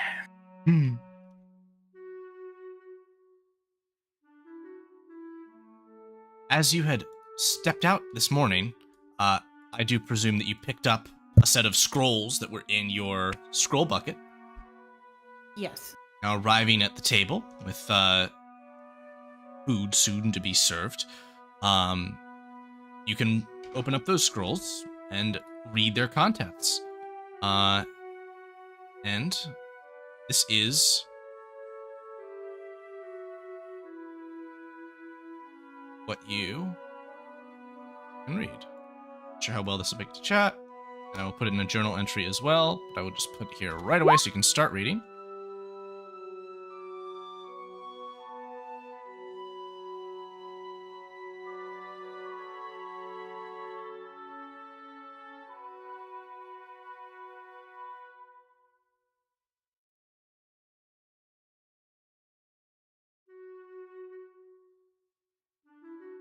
And why don't, let's just roll a D3 here.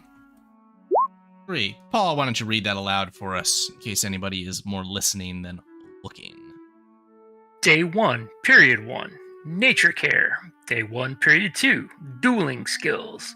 Day 2, period 1, medicinal magic. Day 2, period 2, historical archiving. Day 3, period 1, star seeking. Day 3, period 2, dreaming. Day 4, period 1, rest morning. And day 4, period 2, Omnisphere games. Next week. Nothing. And Lo Mei will say, oh, new week. That just marks that the week starts over. Weeks in here are 4 days. Great. No sense of time, we have no sense of day. That's a very odd convention. Yeah, they don't even tell us what day of the week it is. I guess it works for their schedule.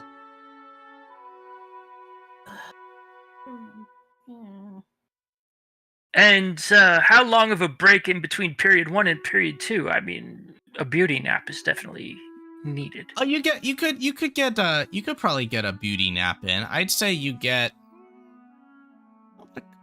a couple hours. Yeah. That'll do. At this time, you can see several of the professors take to the stand. And the professor whom you spoke with initially before, Alistair, steps up and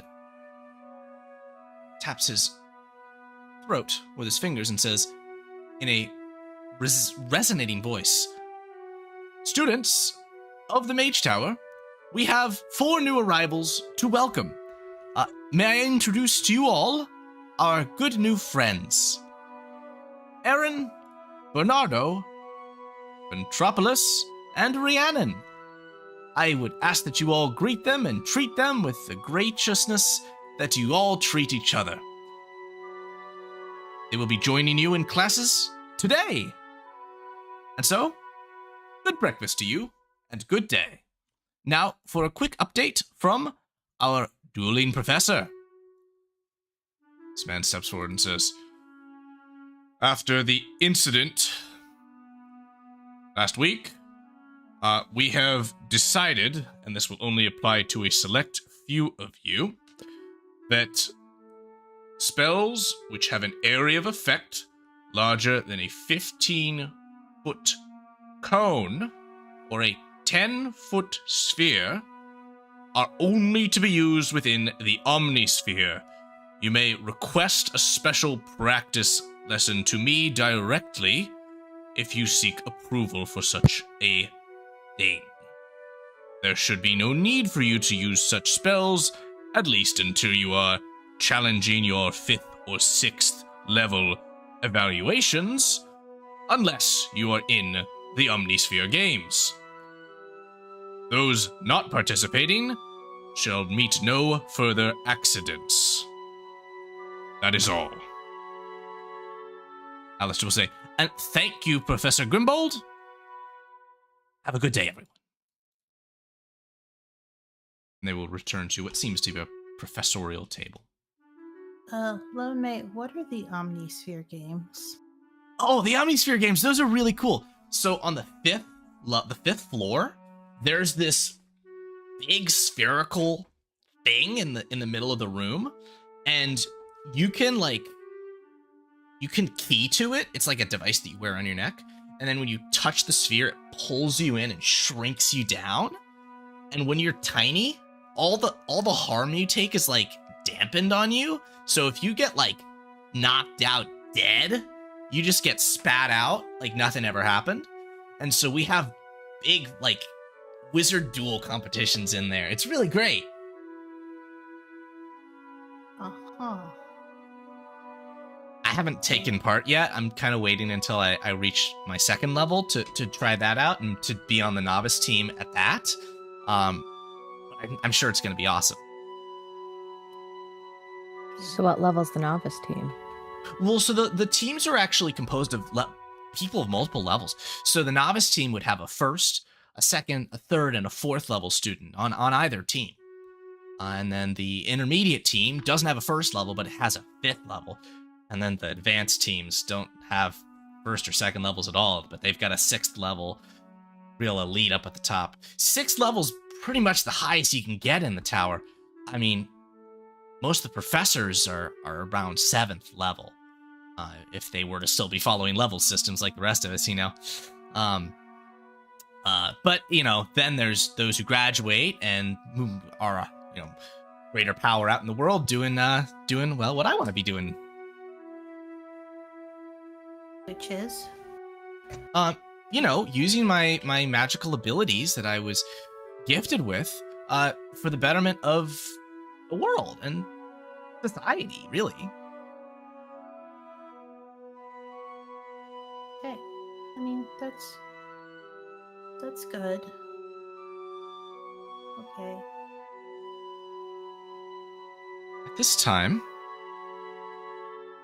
you will see a group of people begin to approach you.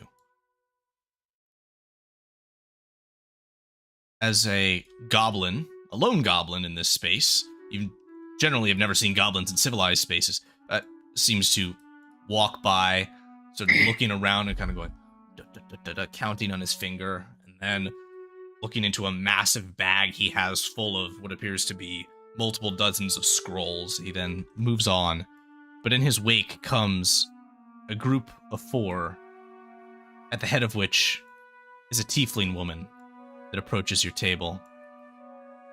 She takes the end of the table and sets her fingers down, leaning across the table, looking at all of you, saying, "Well, new blood. Hi there. I'm Salave. You can call me Vay. I'm, you could say, a little bit of a boss lady around here. Myself and my friends are 4th level students, and as of such, you'd do well to get in good with us early on. So if there's anything that we, would like done, could we count on your help with that? Why? Oh, it'd behoove you. There's a lot of things that go on, a lot of things that pass around that are definitely preferable for your continued success and advancement here, that won't be available to you if you don't make friends. I'm here to come make but friends. Okay, but there's a lot of people in this room. Why do I have to make friends right now? I see you're one of those. Well, What?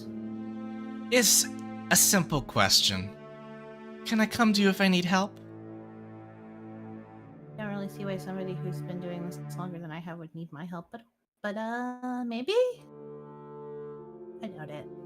I'm not very much help. I'll take that as a at last resort. How about the rest of you? I know your answer, Lome. Maybe when you're higher level. She looks to you, Aaron and Bernardo. There's nothing wrong with a little quid pro quo. Let's take it on a case-by-case basis. Sounds good to me. Just how much will this benefit us? I've got a friend. His name is Lewis. I'll have him meet you, during the intermission period today, and, on the second floor, he'll have something for you. It'll just be a little bit of a sense of what you could be getting. Just a little bit. It can get better. So, wait for that. Alrighty? I'll see you two, and she points to Bernardo and Aaron. Maybe soon. And then looks towards Lome and Rhiannon and says, see you around. Kind of sleuthily walks away. Turn to Lome. What was that all about? Oh, yeah, that's a person you don't want to make unhappy. Why? String pulling and shady business, stuff that I stay away from, but you make your own choices. Don't take my advice. Don't let it ever be said that I suggested against working with the great Sullivan. She's great.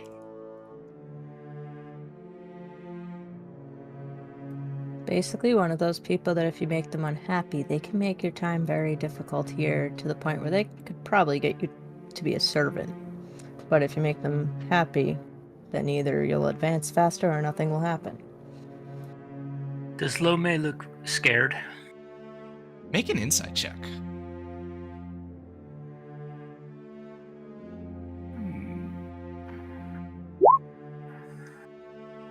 Meh.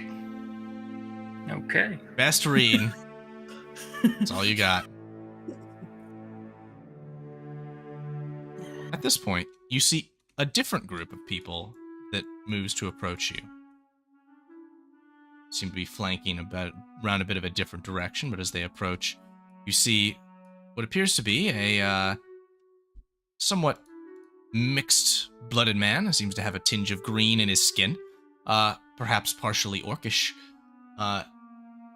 As he approaches, Lome gives an exclamation of, "Johnston! Hey there!" He says, "Hey there, Lome. How you doing?" "Hello, everyone. I just wanted to come say hi. How was your Hi. first night? Restful, I hope?" Ish. Can't hear A the bit wind. boring.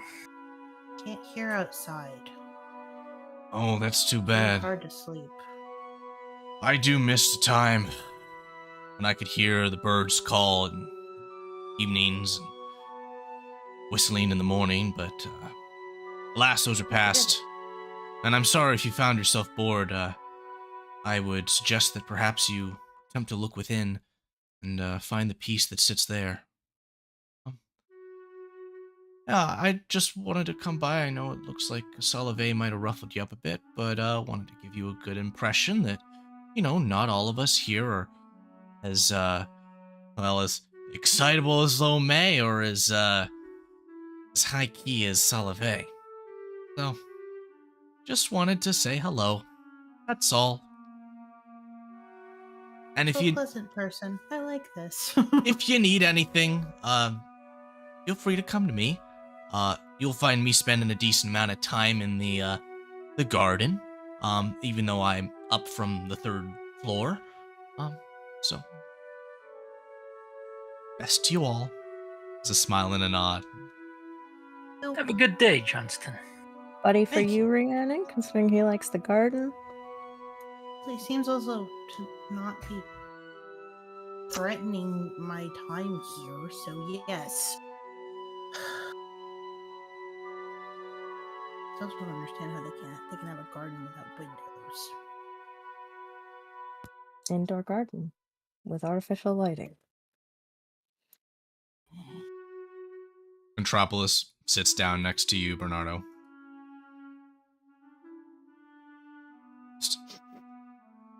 Says, doesn't smell right. Doesn't smell right. Do I offend?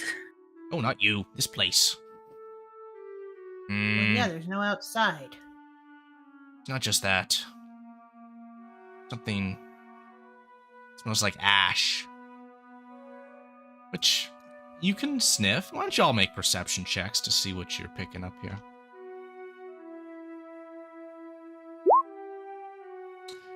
Yeah, Rhiannon, to the other two, you can't really identify with that, but Rhiannon, you can definitely...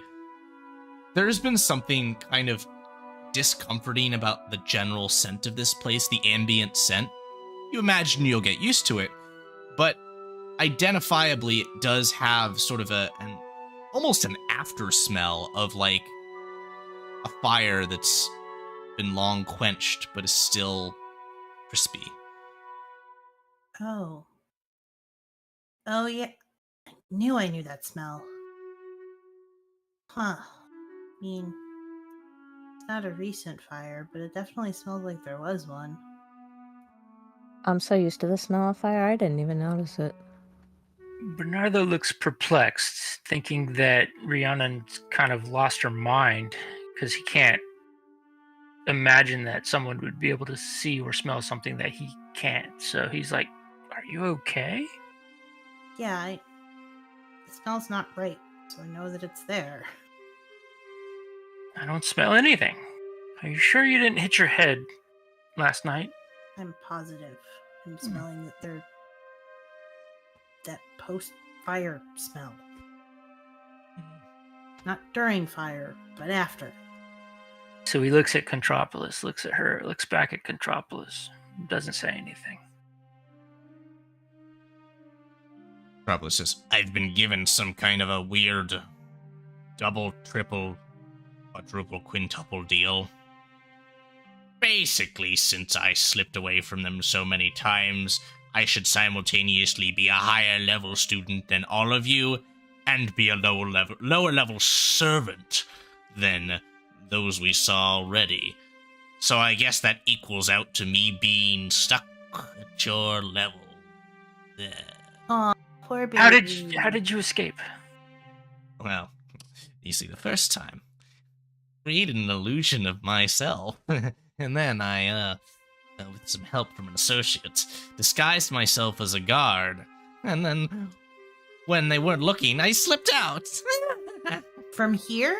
No, not from here, from a simple Oh. prison before I was moved here. Oh. I'm a master of the illusionary magics. So what you're saying is you've not escaped from here. And no, I've not had the misfortune of being brought here before. So you were a gnome in a trench coat. More like a gnome in several trench coats. All right. Well, think I'm just going to go and speak to the professor as soon as I can and get this all settled. Just point over the tables. You can see at this time as the professors seem to be leaving. Oh, well. I'll catch him after class. I guess you have Like, to go you to just have- school like the rest of us. Join us with the bear teacher in our first period. Nah, At the might very as least, well. That's good. It won't be boring, hopefully. See another woman who moves past you. She seems to walk with a stride. Seems to be tall for a human, and has robes bright with many colors. She moves over and slides over and starts to speak with these individuals. And as one or two of you might catch her eye, she kind of glances away quickly and discernibly. Can we read lips? She covers her mouth. She speaks. Okay. Just nip that in the bud. Does she... Okay, she was looking directly at us at one point. Mm-hmm. Does she look familiar? Nope. Okay. Huh.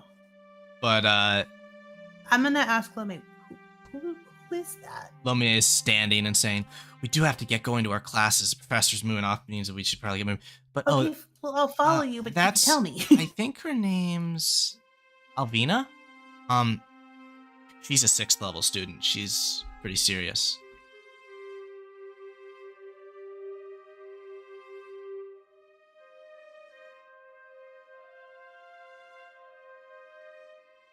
So, off to lesson number 1 then. And then they went. Yeah, So she follow her. disappeared. She like ran down the hall, and I'm like, Ah, I know you were quick, but my God. Go to first floor.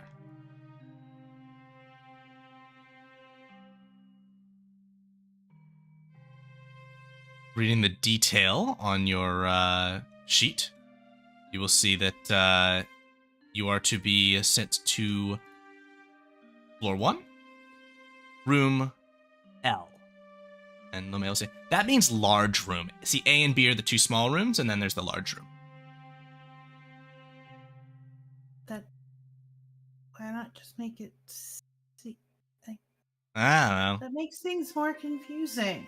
I think that originally, yeah, because if you look at the sign as she starts moving up, moving ahead at a quick pace. can't walk that fast. My legs aren't as long as yours. But Oh, sorry. No, go ahead. I'll join you later. She moves here, gestures to a small sign protruding from the wall, says, see, this is room L, and then this one, she points to the left, says, that's, and the sign it says SA, and the other one says SB, so it's like small a and small b, but I guess that was confusing, so on the notes they just write, A and B now. Okay. No, this is all really okay. I'm just gonna go into class because that makes sense. No, it doesn't, but close enough.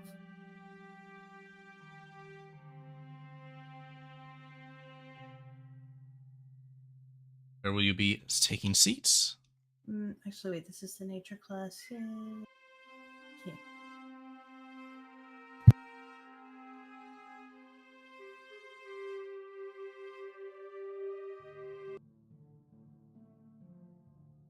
So, Lomé will take a seat here. Go ahead and use this out here.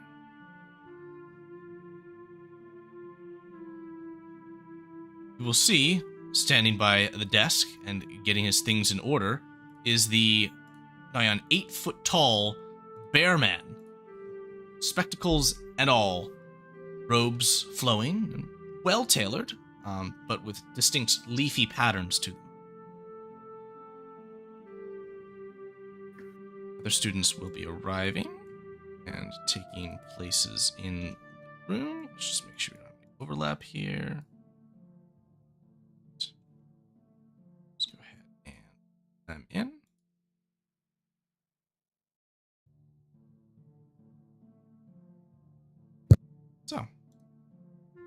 as all have arrived,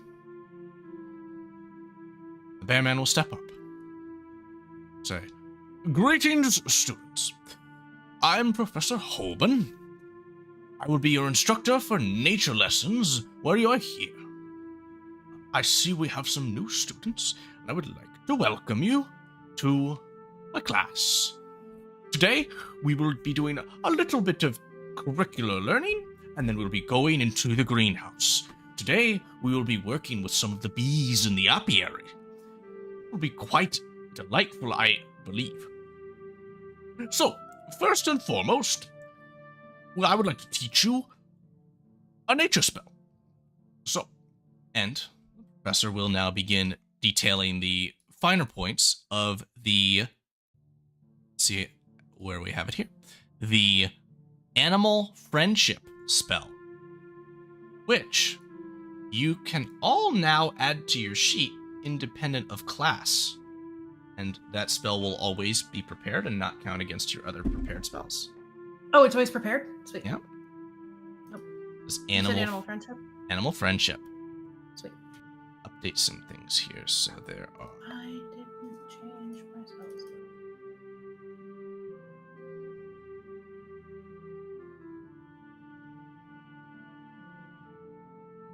These are some names of students, and then. Oh, you said Hellish Rebuke. That's odd. Yeah, nope, not that one. Oops. Oops. Where'd that come from? I don't remember how to collapse something. Oh, okay. There we go. Hit the I button.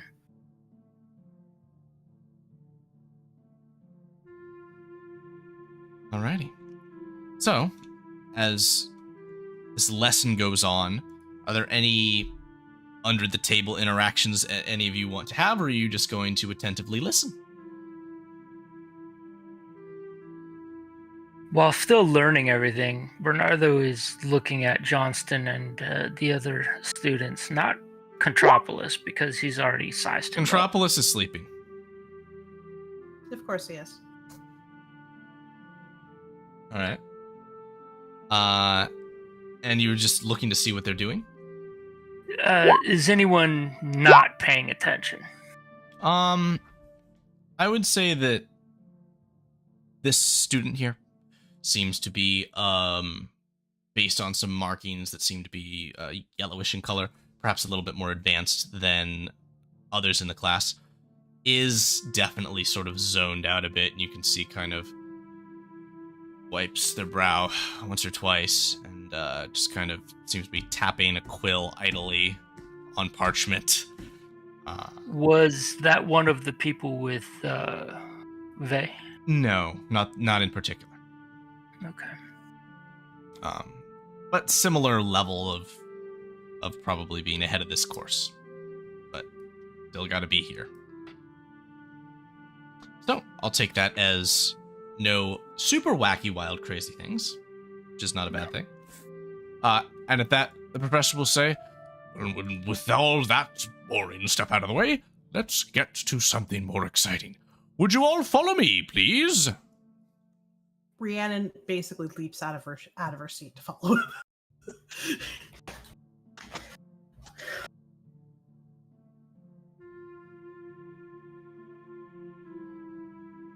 So we'll begin to follow, but Bernardo wants to kind of walk up next to Johnston and ask, why are students in the class if they are more than capable of doing the required work? If they've already mastered it. Well, you see, multiple reasons. Firstly, there are examinations which we must take. And sometimes people fail those examinations because they've spent too much time focused on other things. For example, the Omnisphere competition.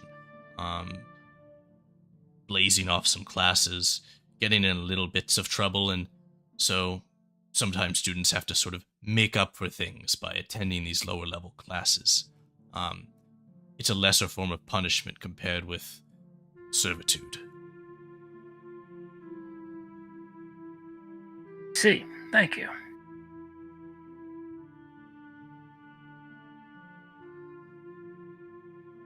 I just follow the professor. And he has entered at this time the greenhouse, which as you all enter, I am going to go ahead and open up the lighting on this space. There we go. Does it have windows? No, it doesn't. It's a greenhouse. I'm going to ask in every room. Oh, yeah. And you can see that the professor is moving around and seems to be casting subtle natural spells on the plants as he walks by, saying, well, you see, if not tended to, the plants will die, and you are astute to seek sources of sunlight. He gestures to Rhiannon.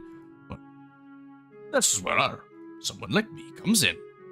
And perhaps you, if you would care to be a helper in this duty. I would love to help it here, but how do you grow plants without the sun? Perhaps you'll need a little bit more education. We started with animals today. We'll move to plants when we have the opportunity. Students, gather round. Time for our lesson.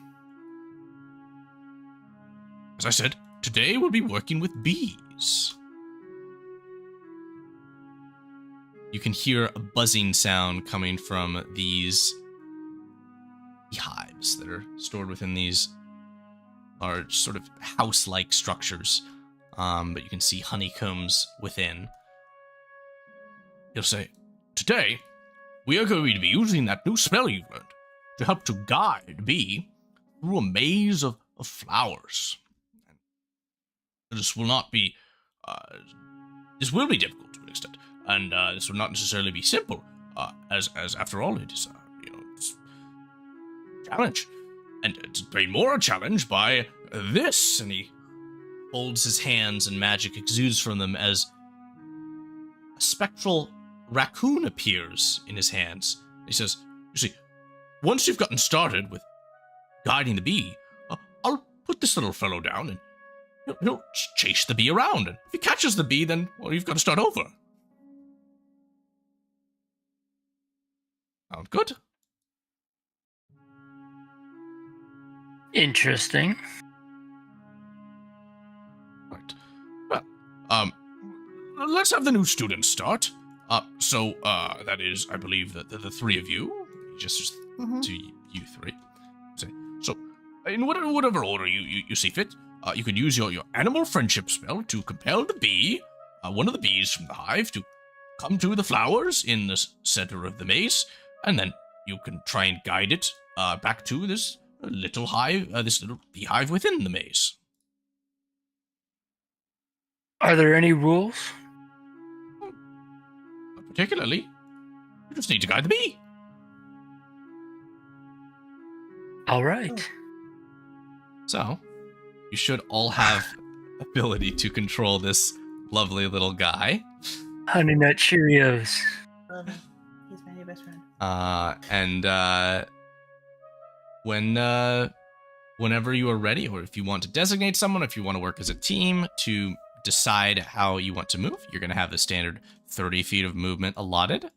And you can begin when you wish to.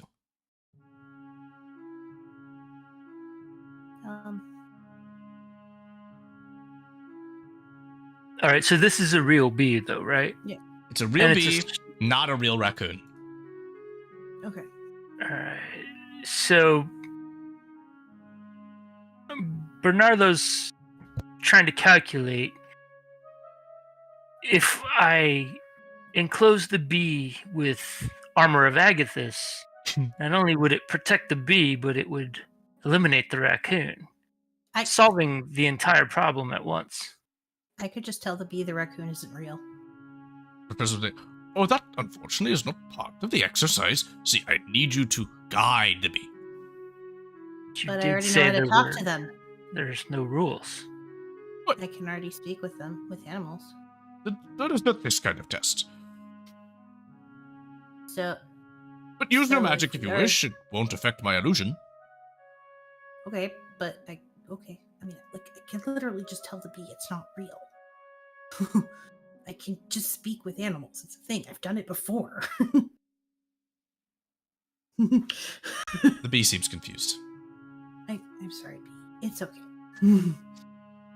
So we'll put it this way. Which one of you is going to cast Animal Friendship first? We look at Rhiannon. Okay, I've done it before. Okay. So the way we'll work this is you will make decisions as a team, but the person casting the spell will be the decision maker at the end of the day. All right, Bee. Let's be buddies. So whenever you are ready, you may start your first 30-foot movement increment.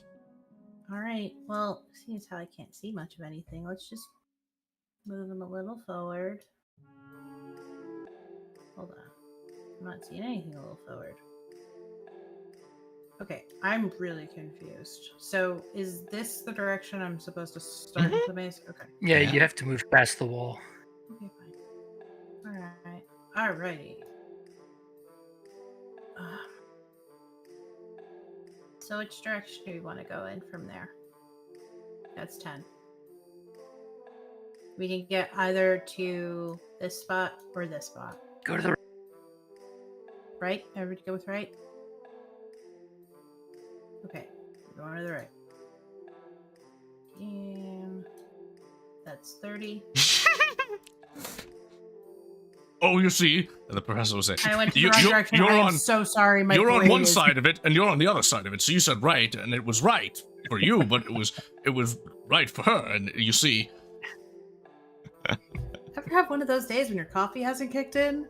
Nonetheless, Hi. I'm letting the little illusory guy in here, and I'll control him as best I can to treat him like a normal raccoon. He'll get a little bit lost, a little bit confused, and then he'll get the sense and he'll come right for you. So get going. So that should be So, your. do we want to go back to the right? Wait, No, just stay where you're at. It's fine. I'm sorry. It's I'm sorry. it's not a big deal. I've had a dumb. All right, so I'm guessing go down because that's really the only direction I was going to backtrack. So, all right, we still haven't seen the raccoon yet. So that's 5. 10, 15, 20, 25. My suggestion is just take as many turns as possible, like lefts and rights, because if the raccoon is starting at the beginning, the less. Yeah. Yes. Oh no! Once I get up to a spot where it forks, that'd be great. But right now we're just at another corner. So that was a 30-foot move. So I don't know. Okay, so the raccoon will move around. He's trying to catch the scent, Holy moly, it's big. working his way towards you. And now you may move again. All right, 5. Ah, here we go. We have a fork.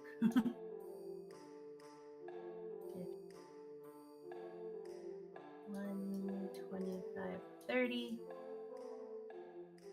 Fantastic. You seem to be finding a way. I would say that the raccoon has caught a false scent and started moving away, and that you nonetheless notice that the raccoon can move across the grasses and does not need to navigate the maze. Oh, jerk. Anyways, the raccoon, of course. Of course, Alright. it's rigged. 5, 10, 15. All right. Use diagonals. Uh-huh.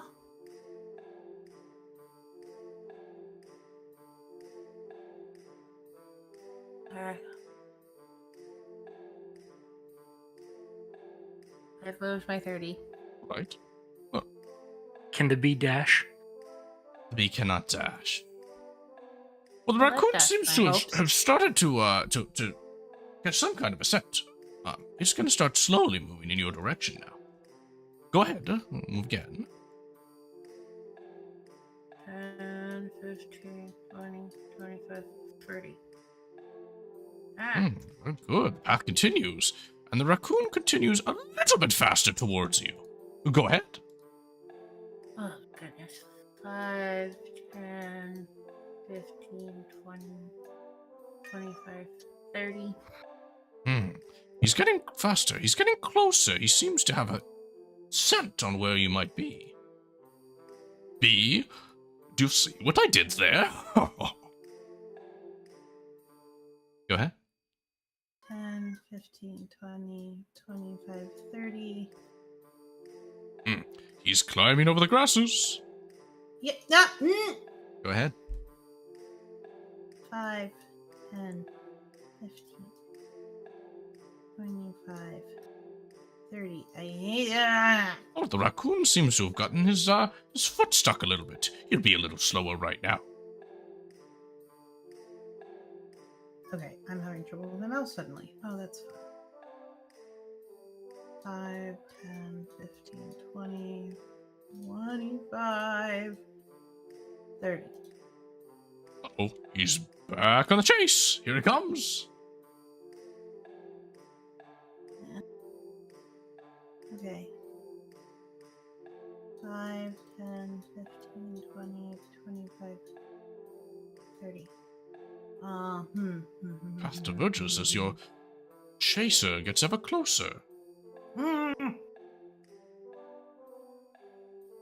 Okay, guys. End of this or up?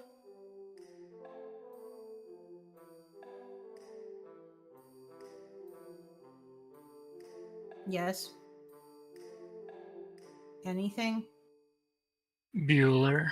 Okay, fine. I'm gonna go straight. My mouse will behave itself. 5, 10, 15, 20, 25, 30. You made your way, and oh, he keeps coming. 5, 10, 15, 20, 25, 30. Right, he's coming. He's coming. He's coming. Keep going, little bee. 5, 10, 15, 20, 25, 30. Oh man, he's climbing over the brambles. Watch out! 5, 10, 15, 20, 25, 30. Oh yes, and you can just see his head coming over the edge. Ah! 5, 10, 15, 20. I screwed this up. 25, 30. Oh, the raccoon has caught the bee! And with that, you can see the illusory raccoon does a pouncing motion and a licking of a chops motion as the professor imposes his own animal friendship to guide the bee back to the start. Can somebody else make decisions this time? I don't want to make them. You know, why don't you take a stab this time? Okay. Alrighty. The move is to you. Take control of the bee. Which way What will is he the go? actual right this time? Not my dumbness.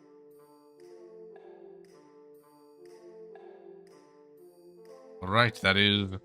Oh, let's see, that's a 30. And that's, okay, so you've got a little bit more as I'm placing the raccoon back into the track. Which way will we go now? Got to peek around the corner. This way. Oh, the raccoon is getting hungry again. He's going to start navigating.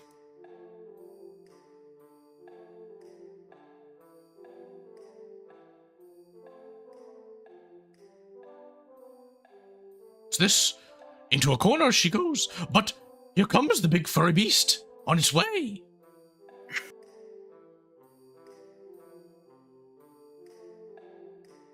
Wait.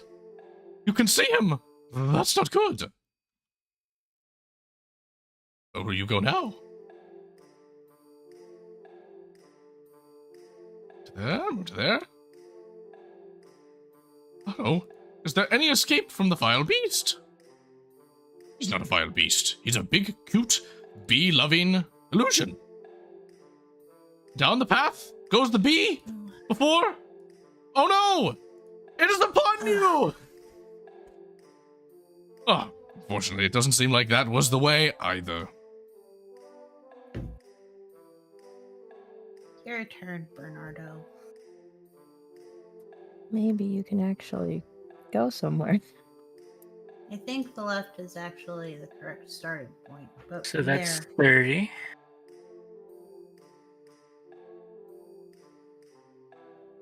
The raccoon is in. 10, 15, 20, 25, 30. He starts to sniff around.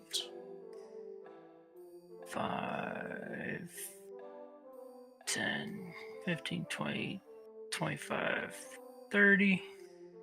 Oh, he's got some kind of a scent. Maybe it's you, maybe it's not. You can't tell. 5, 10, 15, 20, 25, 30. He seems to be moving in your direction. Be cautious, 5, little bee. 10, 15, 20, 25, 30. Yeah, Oh. there's no way through that, right? It's just a long No, you're correct. 5, 10. The raccoon seems to have cut a scent. 30. Is it your scent? 5, 10, 15, 20, 25, 30. Oh, he's stuck in the bramble again. Silly old guy. 5, 10, 15, 25, 30.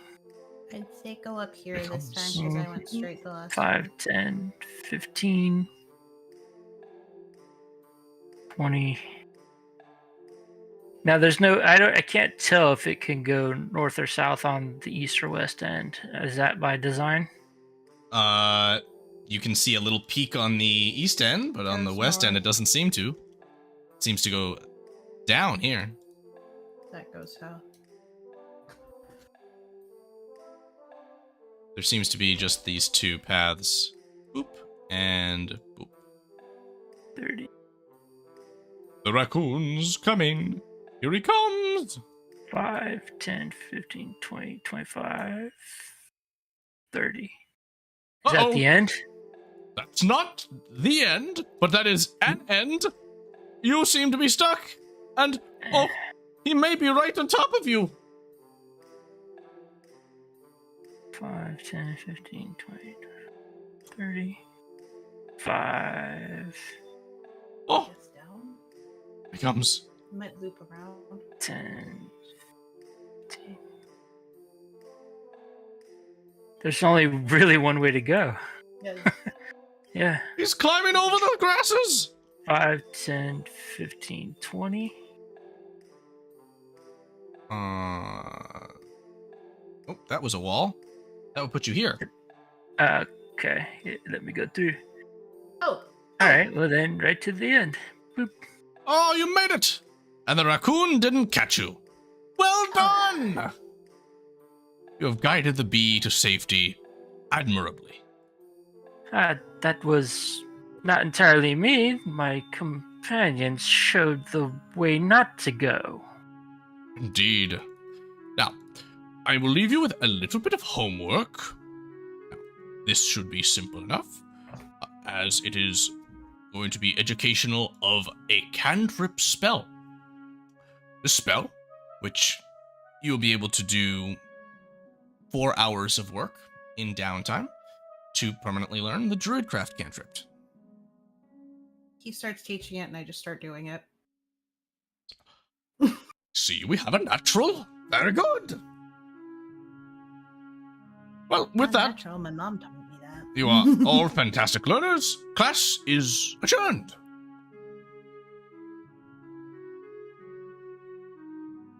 See the other students begin to sort of part ways, move in different directions.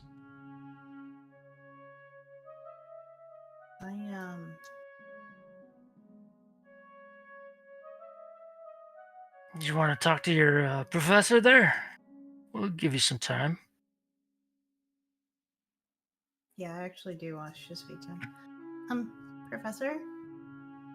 Oh, yes? At least some of the things you've taught us, I already knew. Oh, yes. So I just... I'm hoping that there's something I can do to help out in the greenhouse so I can spend more time in here. Oh, Or absolutely. something. Oh, that would be fantastic. No, you are always welcome. Druids are always welcome to help out in the greenhouse when they can. The doors are always open when it's not time to sleep. I lock them and unlock them when I go to sleep, so nobody comes in and steals the poor little bees. Which, look at that. One of them seems to have taken a liking to you. There's a little bee that's kind of buzzing around your head. I'm just gonna put a finger out so you can land on it. Now, do keep in mind, a bee will need plenty of pollen as a food source and water as a water source. So do make sure that if he follows you anywhere, you keep that taken care of. Yep. Okay. Thank you. I just want to kind of do a lap around the greenhouse just to see what's growing. Fantastic. My cat's being whiny. Cats be cats. Y'all, you understand. Oh, yeah. Yeah, I just want to see what they're actually growing and try to at least start figuring out what they're doing, if they're just being grown by Druidcraft or not. It seems to be upkept by Druidcraft, but there seems to be some more powerful magic at work to make it grow. Okay. All right. And so with that, you are into the intermission period on the first day.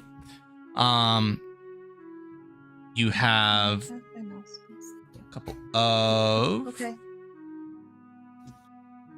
bulletins here that you could address.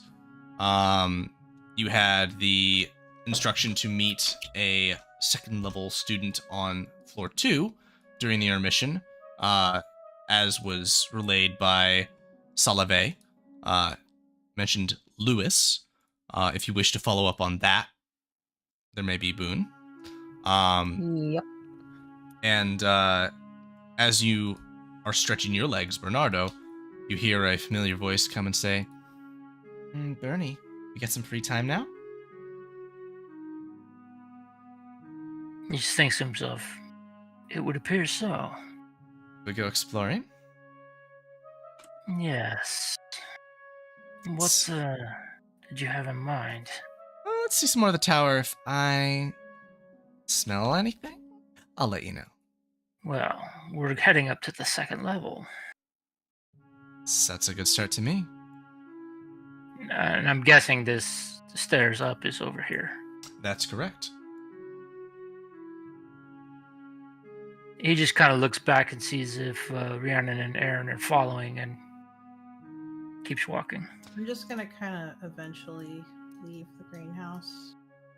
As you're heading towards the second floor, first you see Contropolis kind of plop himself down on a bench and just lean his head back, napping next to another student who is also napping.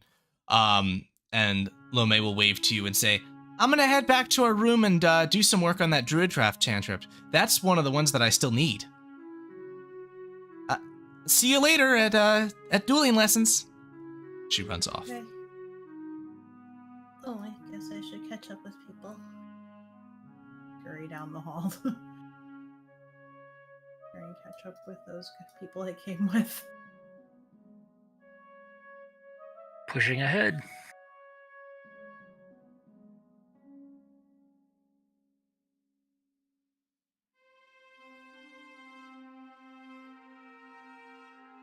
Now moving up.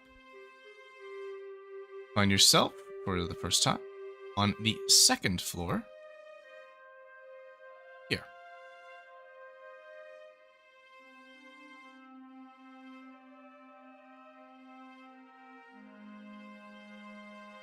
Proceed as you see fit. You just start walking into the room like he belongs there. What the hell is that? That is a man, I believe you're referring to. Yeah. This man looks in your direction as you approach and gives a wave. Ah, there you are. You wouldn't happen to be the new students, would you?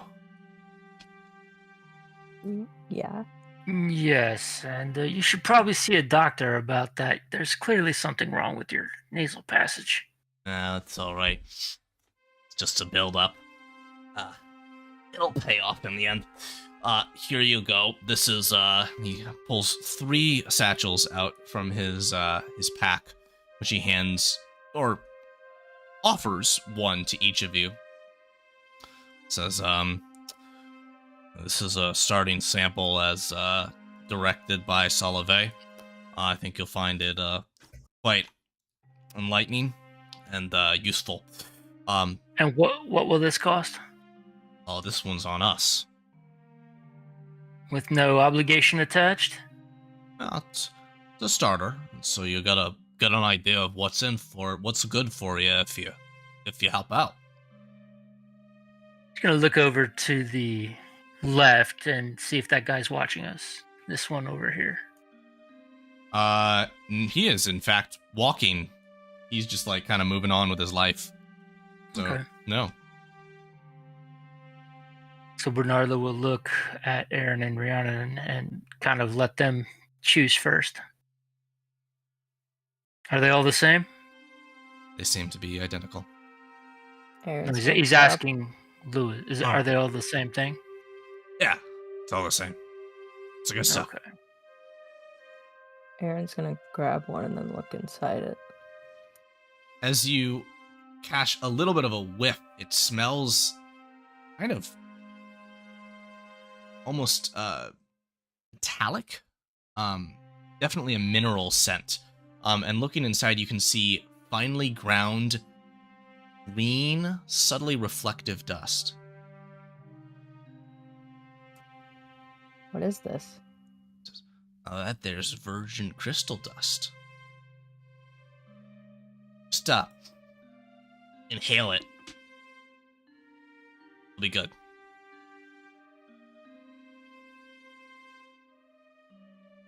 Listening to him say that, Bernardo's thinking back about the perspective he assumed of Alcor, thinking that the Vergent crystal exploded and suppressed our magic. Being the paranoid sort that Bernardo is, he assumes that Solove is trying to dampen our magic so that we fail at school. Rhiannon's just looking at it. It's like, I don't know what that is, and not gonna put that anywhere near me. Just Okay. trust you'll be fine as long as you don't do multiple samples per day. Each one of those pouches is just a single sample. So if one of you did 2 of those, then you'd get pretty groggy and drowsy.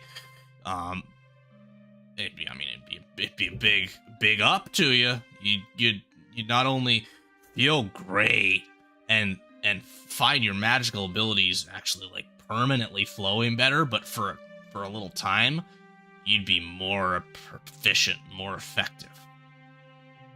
Let me ask you a question. A lot Lewis. of people take this before the Omnispheres games. In fact, all the good teams do. And how do the professors feel about this? Would we get in trouble if we were caught with this? Oh, well, I mean, that's not really how this all works, you see. Then why don't you explain how it works? Well, we got a little operation going on here, and you got the opportunity to work with me or not. And if you don't, well, then that's fine. But if you don't, and then you want to go talk to professors about this kind of stuff, you see, that's when things are going to start not going so well for you. I think you're not keeping up here, Lewis. That was entirely not the question I asked. Simple. Let me speak slower for you. If we get caught with this, will we be in trouble? I'd say dust, you're fine. If you got any of them hard rocks on you, the crystals themselves, ooh, that'd be trouble. But the dust, well, you can just say, oh, it's part of, occasionally the duels professor gives out selective samples. So there's some precedent there. So you can just say, oh, the professor gave it to me, or the professor gave it to my friend and gave it to me. So you'll be the fine. dust won't catch me a nickel. No. Well, I mean, it might add up to a nickel, but not on its own. And you've also told me that the professor's rigging the competition by only giving select students. No, and he doesn't do it for the competition. In fact, he does it just so that students can practice who are particularly gifted. You see, there's some savants that come in here, and magic just kind of flows faster for them. They rise the ranks pretty quick. See, somebody like Alvina, who's 6th level. She's only been here a year. That's unheard of. We don't know exactly why that is, but some people are just gifted, I guess. Okay. Out of here faster than a few years. Well, it's possible. So what should I write down as the inventory? Vergent crystal powder. Brianna doesn't take it, but she says, listen, do your thing, I'll do mine, and we just won't cross paths again. Well, Bernardo will take Rhiannon's as well. Sure, it's 3 for all of you. All right, you want to divide that is up to you. Aaron, you want this? He's offering you Rhiannon's pouch. We can split it. 1.5. Okay. Nice. Got 2 of you hooked. Yes. All right. So, well, good working with you. Hope we can have continually, mutually, futurely beneficial arrangements, if you know what I mean. Shuffles off and gives you a nod. All right, we'll leave him behind. 1 second. So, I'm curious if y'all have explorational aspirations here. Any curiosity of just sort of looking around, seeing what you find? Have a little bit of time here. We, of course, will fast forward as is suited, but now's a fair enough time to just look around at least a bit. Okay. Bernardo's also going to note that he's not taking this stuff. He just wants to see what it is. And in his head, he's thinking, how much of it would it take to sabotage a competitor? Like 2 doses. He said, don't take 2 doses because it'll make you drowsy. What would 3 do? Yeah, no, Rhiannon's probably just going to wander around until the next class. So I should follow Bernardo. Yeah, he's just strolling along thinking, observing everything he can for his memory.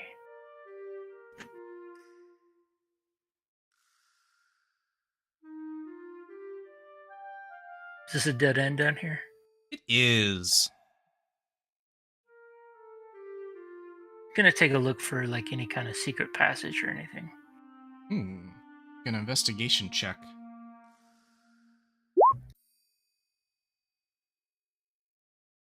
You find no secret passage? There's nothing down that way. What a waste of space. Definitely could use some carpeting. When I get out, the family, of carpet. my family is gonna definitely make some money in this place. Is that a classroom? No, this is not a Are classroom. you measuring this place for carpeting in your mind? Yes. Okay. My family can use the business, and they will definitely benefit from carpeting this place. You can I see. think if they wanted carpet, they would have gotten it already. No. See, things to walk on, yes, but the true delight that is shag carpeting, once they have experienced that, the pleasure and delight will be innumerable, and they will fawn over themselves to get it. You see your class for day 2, period 2, historical archiving, would take place here on the 2nd floor in the library, which you have just discovered. Ugh, this is not where I like to hang out. He's just kind of wandering through at a quick pace, observing everything. Would it be frowned upon to use some of this as kindling? Yes! You could always try it. I mean, I did give you a napkin. You didn't burn it. Not yet. I'm waiting for the right time. Bernardo, Okay. The voice speaks to you. Oh, did you see that closed gate? What's locked up in here? He'll just kind of meander over towards it and look in. As you peer into what appears to be a locked, restricted section of this library, you see numerous books and things in this room. Some artifacts even on the shelves, one of which you feel mystically drawn towards, and the sword says, I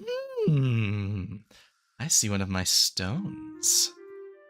You can see a small stone that seems to kind of shimmer slightly with a bit of a pinkish hue as you look at it.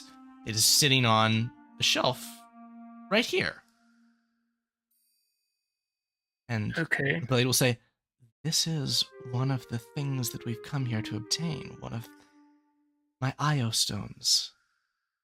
Interesting. I will be right back. He just kind of mutters to himself and then asks Aaron and Rhiannon, can either of you, I know this is going to sound crazy, but can either of you move things with your mind? No. Not really. No like spectral hand or spectral raccoon or, Rhiannon, can you tell the bee like to get superhuman strength and carry something? Can't tell it to get superhuman strength. That I don't know what your people do. I'm just spitballing here. I need to get something out of that room. I make fire and lightning and fire-related things. That's I it. mean, Can you direct the fire very controlled to burn through bars? I'm not that high a level. Okay. I'm just gonna say burning metal is really hard. It just is. Yeah, it needs to be very hot. I understand. I mean, if there was like plant over there, I might be able to like move All right. around with it to push things. Plan B. Can either of you change shape? Not yet, but maybe.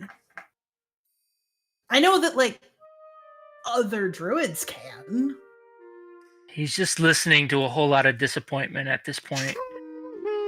And I'm walks sorry, back to I gotta the. get better. Even if I could help you, I wouldn't, because I'm not trying to get in trouble here and turn into a servant. I mean, And that's why you're going to live your entire life here. I could turn into something. I'd turn into like, I don't know, Sunshine? fly and try to find a crack to get out of here, but Get disintegrated? He's kind of mocking you at this point. Wait, fine. Listen, if I ended up a servant, I would literally never leave here. So, no thanks.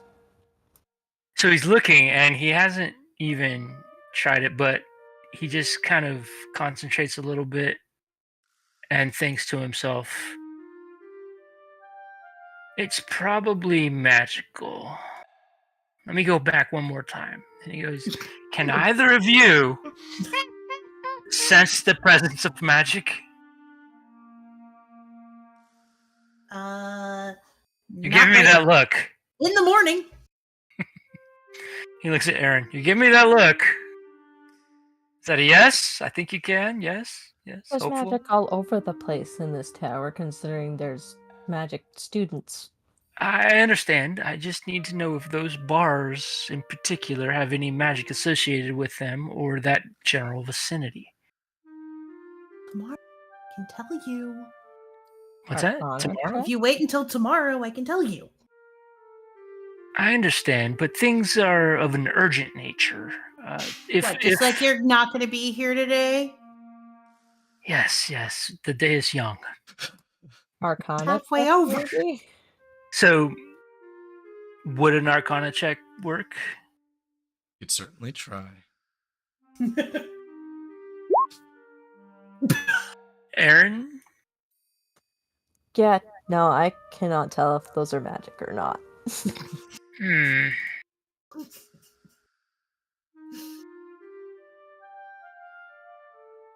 gonna have to go with yes then. Just he's a little paranoid, so Perfect. He's like, all right. I love this image. Just keeps going back to the bars. Yep. He's looking. He's like, he just thinks to himself, let's put a pin in that. And he kind of Perfect. walks out. He actually, for the first time, looks at Aaron and says, thank you. And he just kind of walks out the door. He knows those words?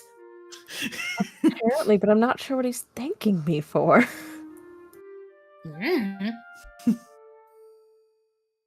So, you have the remainder of this period to rest, to study up on the Druidcraft cantrip, if that could be an addition for you. Could be? You mean anyone can get it? Oh. Okay. That's going to be the special deal. So, did you add Animal Friendship? Yes. Yep. So, same with the Druidcraft. After spending 4 hours of downtime, you'll get that Okay. cantrip. And now, I can help you guys learn it. actually, you probably could. The Well, other that question takes- I would ask, logistically, is do you guys want to try the dust in this window of time? Not at this time. Now, each packet is 1 serving. Cool. Alrighty. In that case, are you just gonna head back to your room and then work on your homework? Yes, after he just kind of makes a cursory case of the joint. Yeah, unless we have dueling class, we should be okay. Can get back to class. Time well in hand. Studying. So let's Okay. then.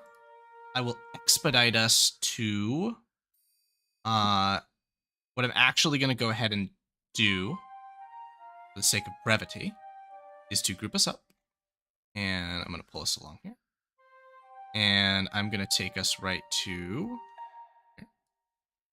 And we will conclude that in your time, you were able to spend 2 hours worth of time studying the Druidcraft cantrip, and that is particularly thanks to the fact that Rhiannon already knows it, and thus will be able to give you better value for your time in your break. So we do learn it? Nope, you need 2 more hours. 2 more You hours. half learned it. Half learned it, exactly. Halfway there. So I can turn my thumb brown. that will bring us Close. to the 3rd floor as you ascend towards the 4th floor where your dueling class will take place. There are so many stairs in this building. There are, but I'm so looking forward to this class. I don't even know if I have any fighty things. I don't. I guess I can Nardo talk just to an looks at animal. you like, what? How do you defend yourself? I can ask an animal to help me out. Okay. Well, that should count. Well, that bee can sting once. Would never. You hear a and it flies into Oh, your hi. ear and lands in your ear. Could you not? It's a little weird. Like I said on my head. It's You so can odd. feel Fine. it kind I of don't like cuddle up. these. This is Don't very like odd. these.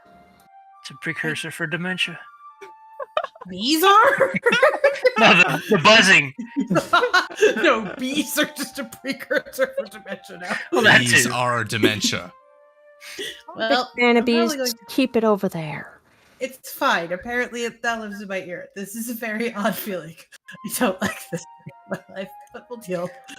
I do have to ask, what else lives in your ear? Just this bee. Okay. For now. I'm gonna keep it that way. I really don't want other things living there. Well, remember what he said. The omnisphere shrinks you down to tiny size. If we can figure a way to get out of the omnisphere and still be tiny, we can live in small places. Okay. What, like ride the bee like a horse? And escape. Use your imagination, people. And he just kind of walks ahead to class. Brienne's still like trying to I don't want to hurt the bee. It's very strange there's a bee in my ear. So You are headed for 4th floor and for classroom B. bee? That's right. Coincidence? Do we know where that's at? Maybe? We're not on the correct floor. Correct.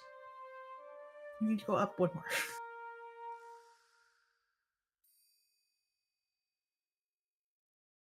We'll just go ask this little animated armor. Where is the stairs up? Points. This direction. Thank you. Just give this person a side glance and see who they are. That person is quickly rushing, actually, jogging past you, direction that you came. Okay. So now brings us to floor number 4.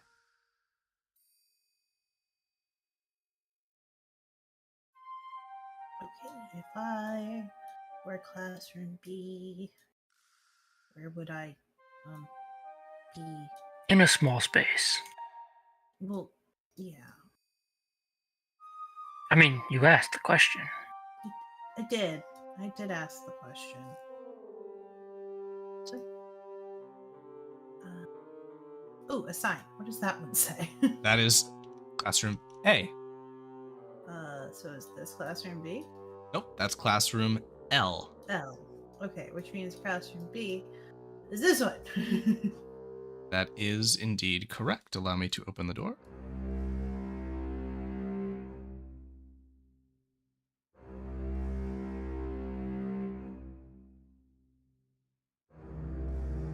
As you step inside, the professor waves his hand and the door closes. He steps forward, rising from his chair, moving directly to the front of the class and says, "Greetings, students. I am Professor Grimbold. I will be your instruction in the magical arts of combat. Today, we will begin by teaching you 2 spells. This will take up the majority of our lesson before we move to the duel ring to practice said spells. Now, prepare yourself. This will be intensive learning. So for the next, I would say a class period is approximately 3 hours. For the next about 2.5 hours, you are just in hard study and dedicated instruction. You may learn 2 spells. You can all add these to your sheets, and like before, you always have them prepared. Magic Missile and Shield.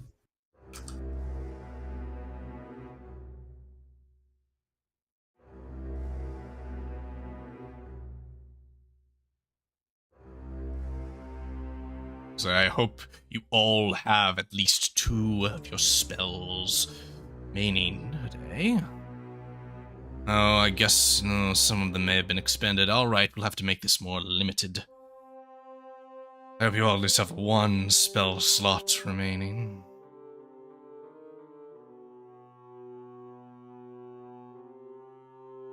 Good. You've had your instruction. Follow me. Close the door once again. Begins to lead you forward.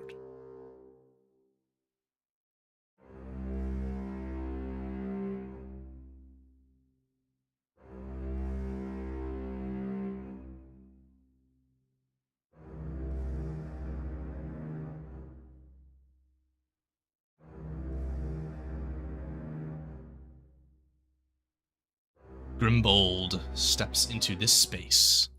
I will now make revealed the room in full.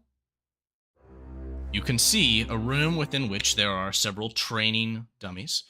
There are several hay bales topped with targets, seemingly for practice. And as such, there are some number of mages who are actively in practice, hurling spells towards them. You can see a novice student here has a short wand with a bit of flame affixed to the top, and he's flicking little wisps of fire towards the dummy. And this other one over here seems to be sat on the ground a little bit, exhausted, winded from something he just attempted to do. This student is casting repeated ice strikes on this dummy, seems to be embedding it with shards of frozen atmospheric water, whilst this student is casting arrays of magic missiles interwoven with bolts of fire, and then ice as well. Seems very experienced. Professor says, "May I have clearance for the back of the chamber, please?" These two students will nod. Grant said space. Students, step into the space before me.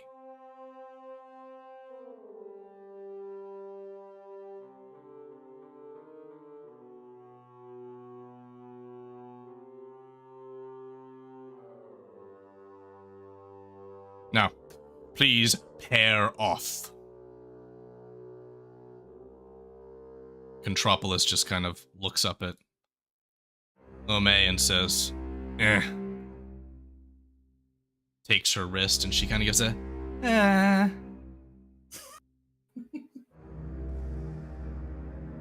How are you all going to pair?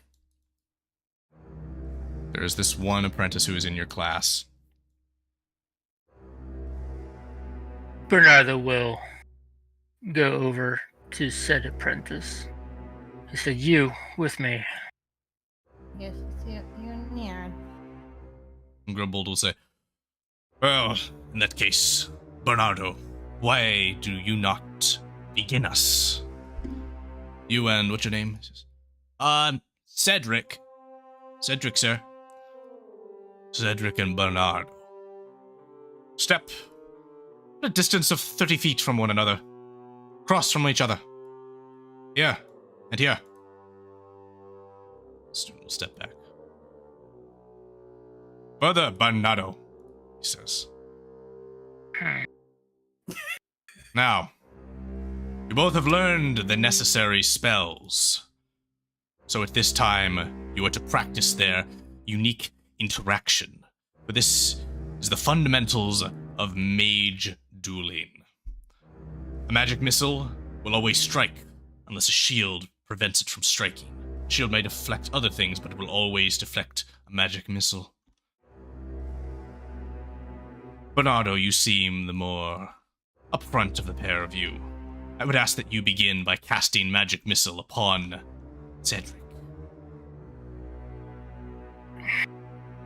He must defend Apologies, himself. Professor. I am no mage. I am more of a martial bent, and he pulls his rapier, flourishes it. Now, he doesn't know that people can't see it. Right. So he's just waving his hand around, like with flourish, and said, I can do this magic missile, but it is not my preferred method of dueling. Did you hear my instruction? He just shrugs and casts magic missile at Cedric. Cedric gives a whoa, whoa, whoa, whoa, and throws up a barrier of force in a panic in front of him as it deflects the bolts of magic that fly out of, well, you had your sword in your hand, the blade. As they slam into the shield, Cedric gives a whoa, whoa, hey, whoa, oh, oh. Well done. Have you spell slots remaining? I do not. Then you are done. Step away.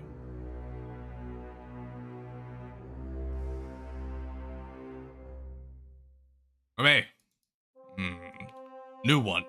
Step in. He says, you would not know my name? I do not care to know your name, given how much you care for me to know it. The great Contropolis will have his name known far and wide. Cast your spells, little girl. I am not afraid. And Lome kind of looks at you guys and shrugs and says, here goes. She is going to cast Magic Missile. And as the bolts fly through the air, they slam into Contropolis, knocking him off his feet. Just a scratch! Lean Teacher over kind to of- Aaron.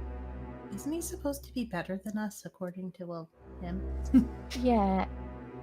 And he can't even follow instructions. Professor cranes his neck towards Contropolis and says, I see. The hard knocks approach. Well, if this didn't teach you your lesson, then few things will. You are done. Finally. Contropolis goes and sits down.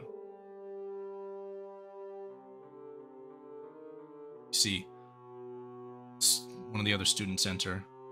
A higher level student that you observed passing your table before. You two are up, ladies. Step in.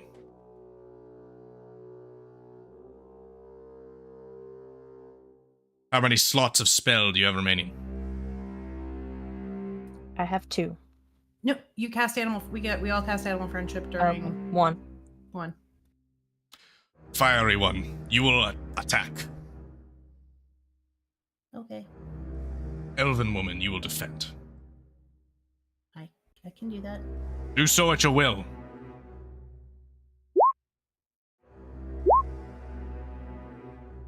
Looks like it's coming out as an attack for some reason, but nonetheless, the 4 is on the Yeah, force that's odd, I damage. just clicked it. As you, Aaron, release this spell, you've observed that the past incidents where it was used invoked, 3 missiles, and yet, as the magic flows through your hands, a pattern of 5 missiles circle out and away from them and slam into Rhiannon's shield. Oh, As you breathe, you feel some element of clarity within you, Aaron. You advance to level 2. The other 2 of you do not. And if you would like to mark experience down, go ahead and mark 600 points, Gina. Professor will kind of squint his eyes and say, I'll be watching you. Well done. Your lesson is concluded. Propolis wakes up. Is out. Cedric will... Go ahead, Paul. Excuse me, Professor. Is this the only type of dueling that is participated in? Are you asking about the Omnisphere? No. There are other sorts. What are you curious of? The simple magic missile and shield, yes, effective, but crude. What about close combat? Close combat is something we tend to attempt to evade when we can, as mages. That is for other disciplines. There So are spells. I will not receive instruction here. You will receive plenty of instruction, but not at that unless it is a specialty you wish to pursue. It is not part of basic curriculum. Perhaps when you've reached 5th or 6th level, you can consider that application. He just walks over to the nearest target, flourishes his rapier, and then channels a booming blade through it, exploding the target. Fantastic. As you do so, and hay flies everywhere. Everywhere. Yeah. Cedric, the student that you worked with before, says, Whoa, this guy's really good. And the professor will narrow his eyes looking towards you and say, Interesting. Kind of points towards you, Bernardo, and says, I'll be keeping tabs on you as well. I'll just start walking out with the rest of them. starts walking out and just kind of whispers to the bee, "Let's get you back to the hive. I know you like hanging out with me, but just for the night, it's probably best." As you're exiting, this woman sort of takes your shoulder, Rhiannon, and gestures for the other two of you as well. Yeah. Oh, sorry. Say, Can I help you? excuse me, but you're new here. Yeah. I have certain special interests, and you may align with them. If you would care to, I have information for you. Questions, rather, more than answers. Okay. Share dinner with me this evening? Sure. Sure. Good. I have something to get from my room. I will see you at the lunch hall. Yeah. Food hall. See you there. I gotta head back to the greenhouse for a minute. Ta-ta for now. And so, with this offer accepted, she moves and departs. You head towards dinner, your second and final meal of this first day within the Mage Tower. We will bring our story for today to its close. Thank you all for being here. Hope you all had a fantastic time, and I look forward to seeing you all next week.